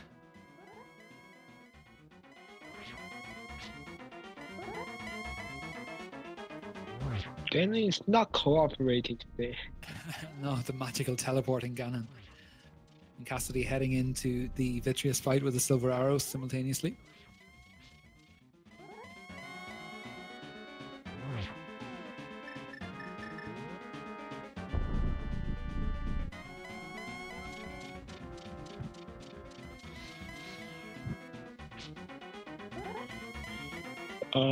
Looks like that's a barely made torch glitch. But he got it. So now just 4 silver arrows left. Yep, he is halfway there already. Getting past the hard part of the fight with the Master Sword, so now he's onto the relatively easy part.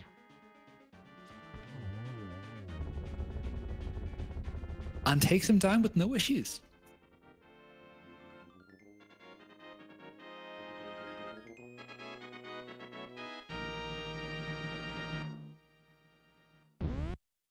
And GG's to Liam, who heads into to pick up his Triforce. And moves to 1-1. Very nice. And that's just completing there with an official SRL time of 1:46.45. Let's see if we can get him in for an interview. Oh, I hope so. There's lots of interesting things to talk about from that play.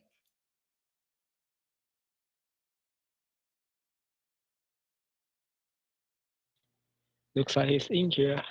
Hi, Liam. GG. Thank you, guys. So how was that for you, Liam? The beginning was really shaky. My execution was really bad. I died like 3 times early, but it eventually just came together once I actually started getting the right items. Yeah, it was quite slow actually from the start. Not really picking up very much progression, having to really scrounge around for it. Yeah, and then constantly running out of rupees, and then after you go into pod, you get 200-300 drops in pod. Yeah, we had some fun with that, I'm telling you. You and Cassidy were both short on rupees for the pod play. You had slightly more, and then made the decision to go and farm immediately before heading into pod, whereas Cassidy decided to go and do a few more overworld things, trying to avoid it, and that's really where the run sort of started to spread. Yeah, and once I got the right items, I felt like I routed Overworld fairly well once I had mirror and everything, but man, it was coming up empty. Yeah, and we have to talk about the Mire play. Well, I didn't have enough rupees for pod, and I was there finishing desert, and I have the emblem, so why the heck not take the gamble? It was, yeah, we were wondering if you guys were going to do that or not. That was huge. That was really, really huge to get that. Honestly, if I had the 110, I probably would have gone to pod first. So glad you didn't.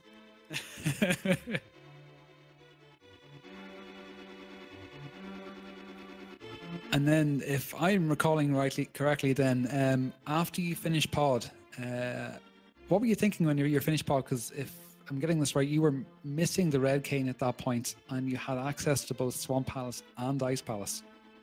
Well, I was going to do easy one-offs first, so powder, and then after powder, if powder was nothing, I was planning on doing a Thieves Town big chest while I was there in Kakariko.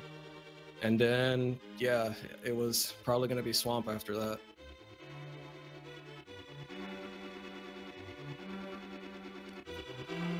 And were you worried sort of towards the start of the seed that it was going to have to be an Aghanim required?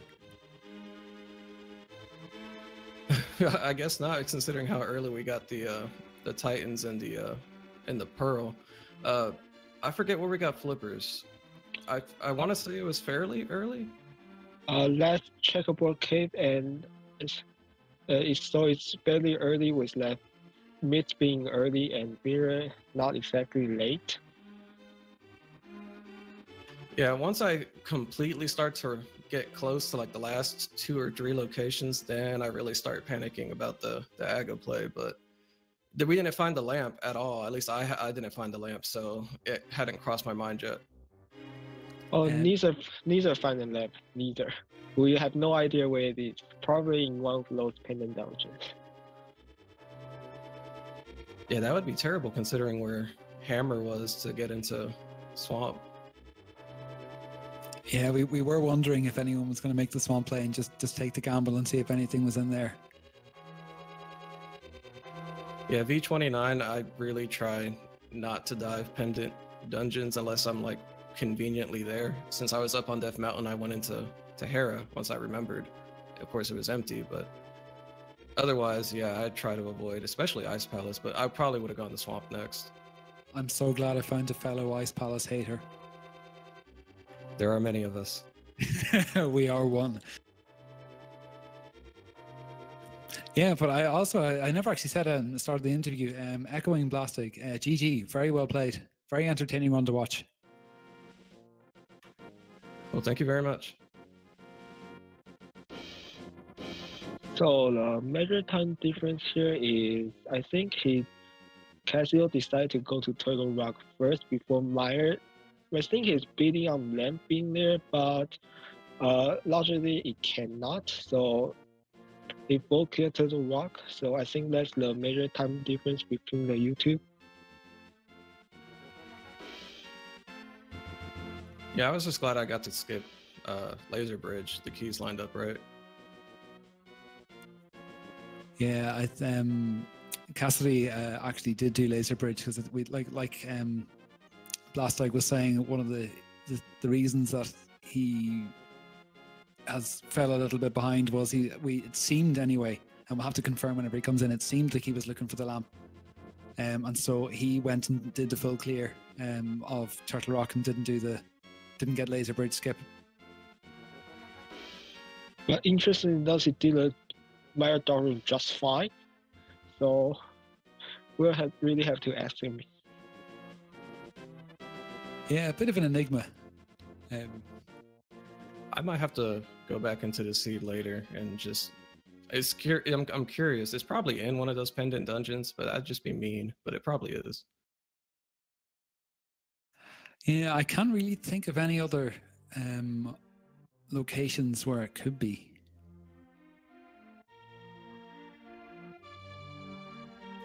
One of those things. I'm sure you'll find out anyway later, and then you'll have that moment where you go, that's where it was.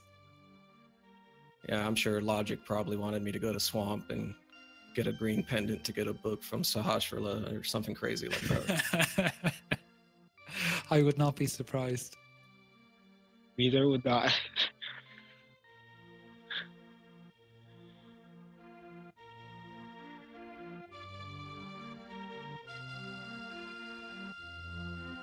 Well, gentlemen, I actually have to drop off and start preparing dinner, but thank you very much for the commentary and for the restreamer and the tracker as well. Thank you very much.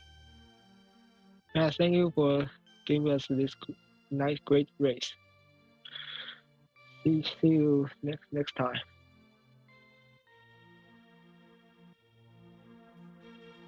Yes, indeed. And I'll just echo that and say thank you very much. And that was Liam Atlas after his victory in the second match against Cassidymoen.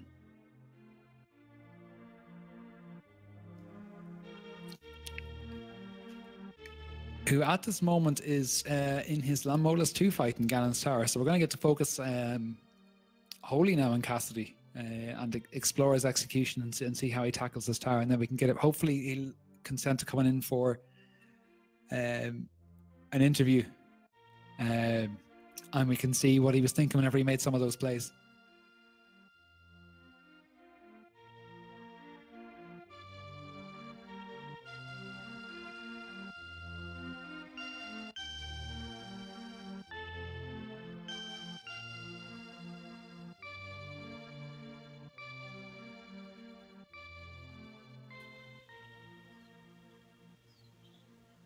making quick work of those witch ropes. Now up onto the torch. He has half magic, so I think he has enough for the 4 torches here, but I don't think he can afford a mistake.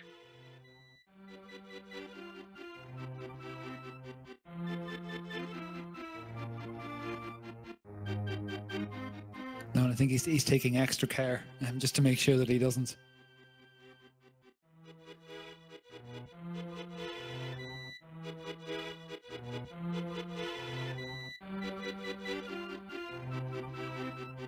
And wisely remembering to pick up his full magic refill before going up to let loose these 4 fire rod shots. 5 fire rod shots with that small miss. And running a little bit low on health here.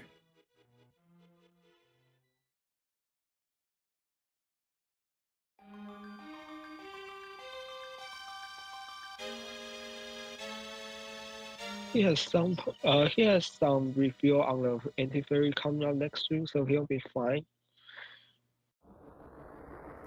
Yeah, and opting to use that there's a solid 14 heart recovery right there, although only getting 1 and his magic refill.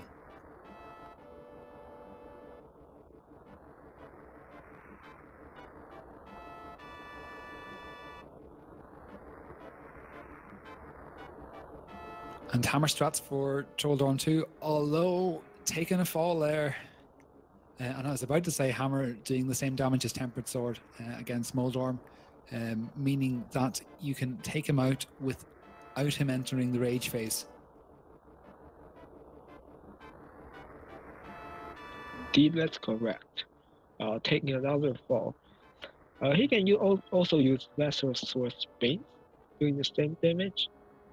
But he poked Moldorm right there.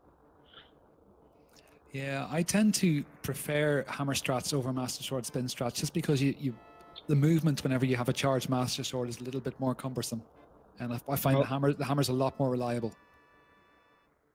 Poking the last face, and it's true to Ega 2.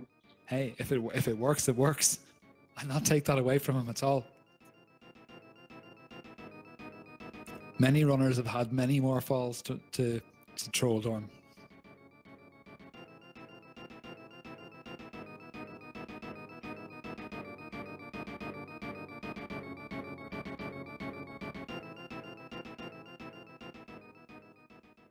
And having a little bit of bother with the mini Helmosaurs and the ice and the spikes and the bumpers all going on in that room together, but successfully makes it through to Aga 2.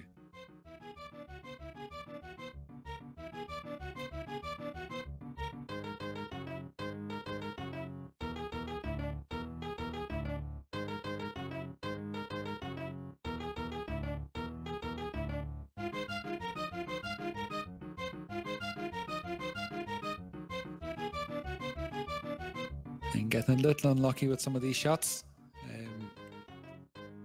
At least getting a good hit in them there and lining up very, very nicely, although getting bodied again, or not bodied, getting hit by the damaging balls there and just not really getting the best angle off these. A little unlucky with some of them. He's playing it safe now, trying to only inflict 1 ball per face, and he got through. And off to Ganon he goes. Off to Ganon with 2.5 hearts left. Probably gonna go and get the safety fairy. Or maybe just take a quick death. Oh yeah, that would also work.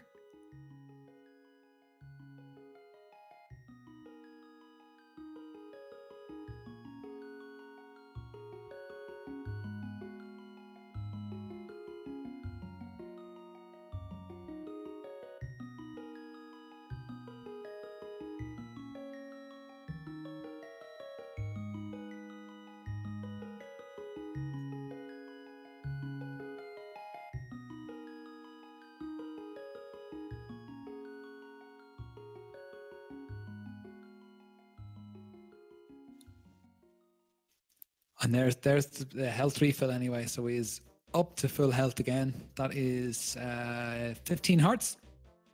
So looking very healthy now as he proceeds to go and lay some serious damage down, lay the smackdown down on Ganon.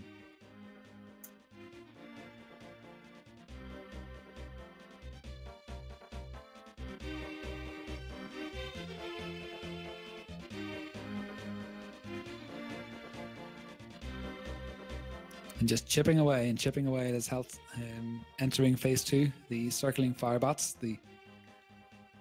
Personally, the phase I find most annoying about this fight. I don't know about you, Blastai. What would you dislike? What's your least favorite Ganon phase? Of course, it's this one. It's just very long and just too chaotic, with those fireflies falling everywhere. Yeah, I think he still has a green potion in reserve. I'm not sure if he used it earlier. So has plenty of magic to use the. At least I hope he has plenty of magic to use the cape strats just to make life a little bit easier for himself.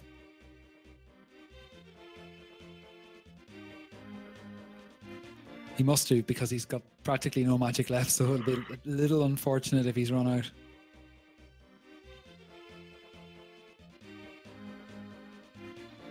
It's on phase 3. Oh, of course, he went and bought blue potions before. Coming in very, very useful now. Nice one.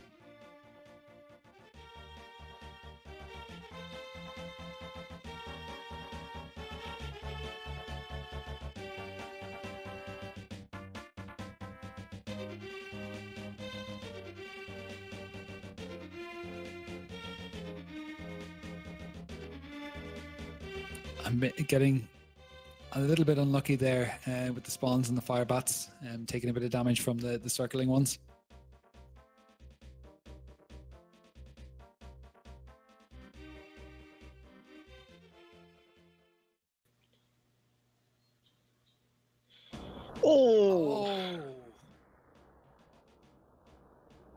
Oh, and he takes a fall in the final stages after getting hit from 2 different bats. That's painful. You have to feel for him. You have to feel for him at that stage. It's really unlucky. Yeah.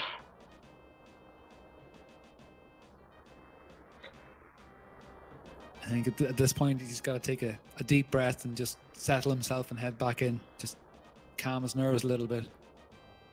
And using hookshot for invisibility prints now instead of cape to preserve less magic.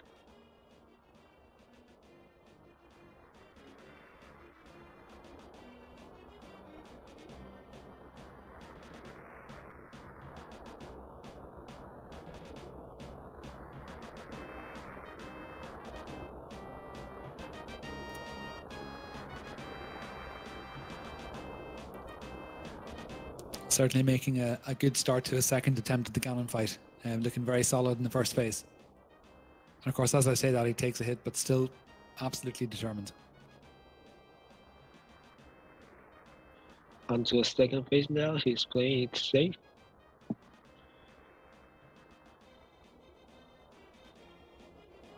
He got corner, can he make it? Oh, he didn't make it inside. No, I mean, we're saying playing it safe, but I don't really think there is any such thing as safe whenever you're trying to do Master Sword strats again in the second phase here. Yeah, good point. It's just so difficult to dodge those because you have to get very close to be able to execute the spin, and then of course you're doing that whenever the bats have just gone back in and are about to start flying at you. And he takes another hit there down to his last heart.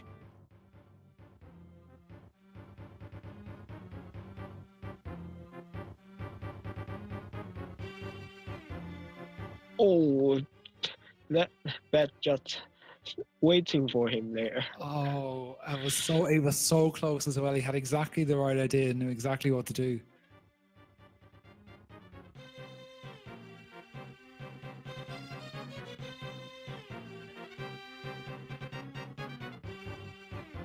And after taking that second, that death anyway against Ganon, Cassidy has decided to forfeit the race.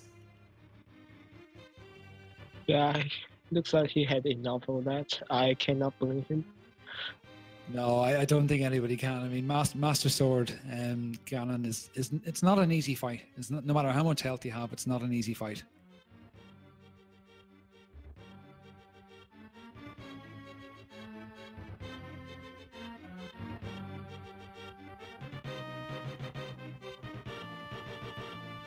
So I'm not sure if he's going to be feeling up for an interview or not.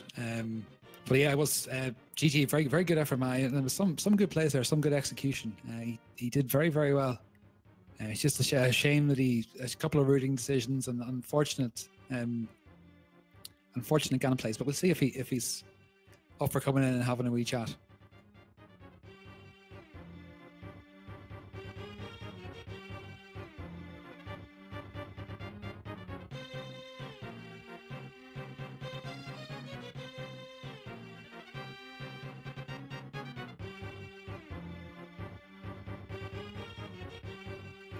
In fact, Blastig, I'm having a little trouble here trying to navigate this interface. Would you be able to send him a message?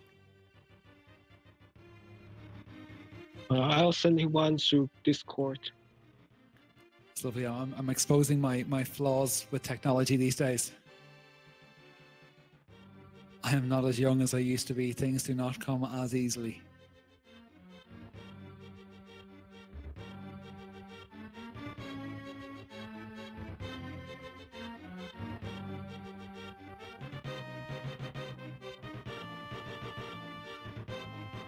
But no, I don't think anybody would blame him after having that little bit of stress. Just want to take some time to decompress.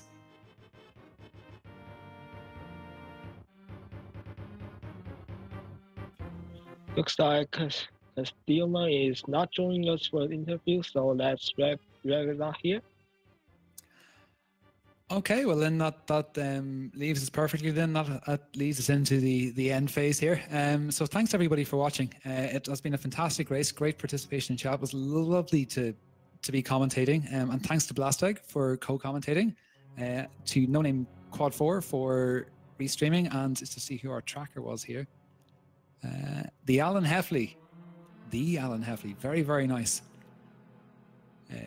So I would encourage anyone who's watching to drop a follow to a link to the past Randomizer channels, Speed Gaming channels, and also to the runners. It was a really great run, and I have to say, yes, yet again, thanks Blastig for co-commenting with me. I had a lot of fun. How did you find it? Yeah, I have a lot of fun as well. So coming up is going to be there's a match beginning about half an hour ago at ALTTPR Randomizer 3. So go there if you want to watch more of the Randomizer races. And I've been Plastic. And I've been Sparrow 90210. Thanks again for watching.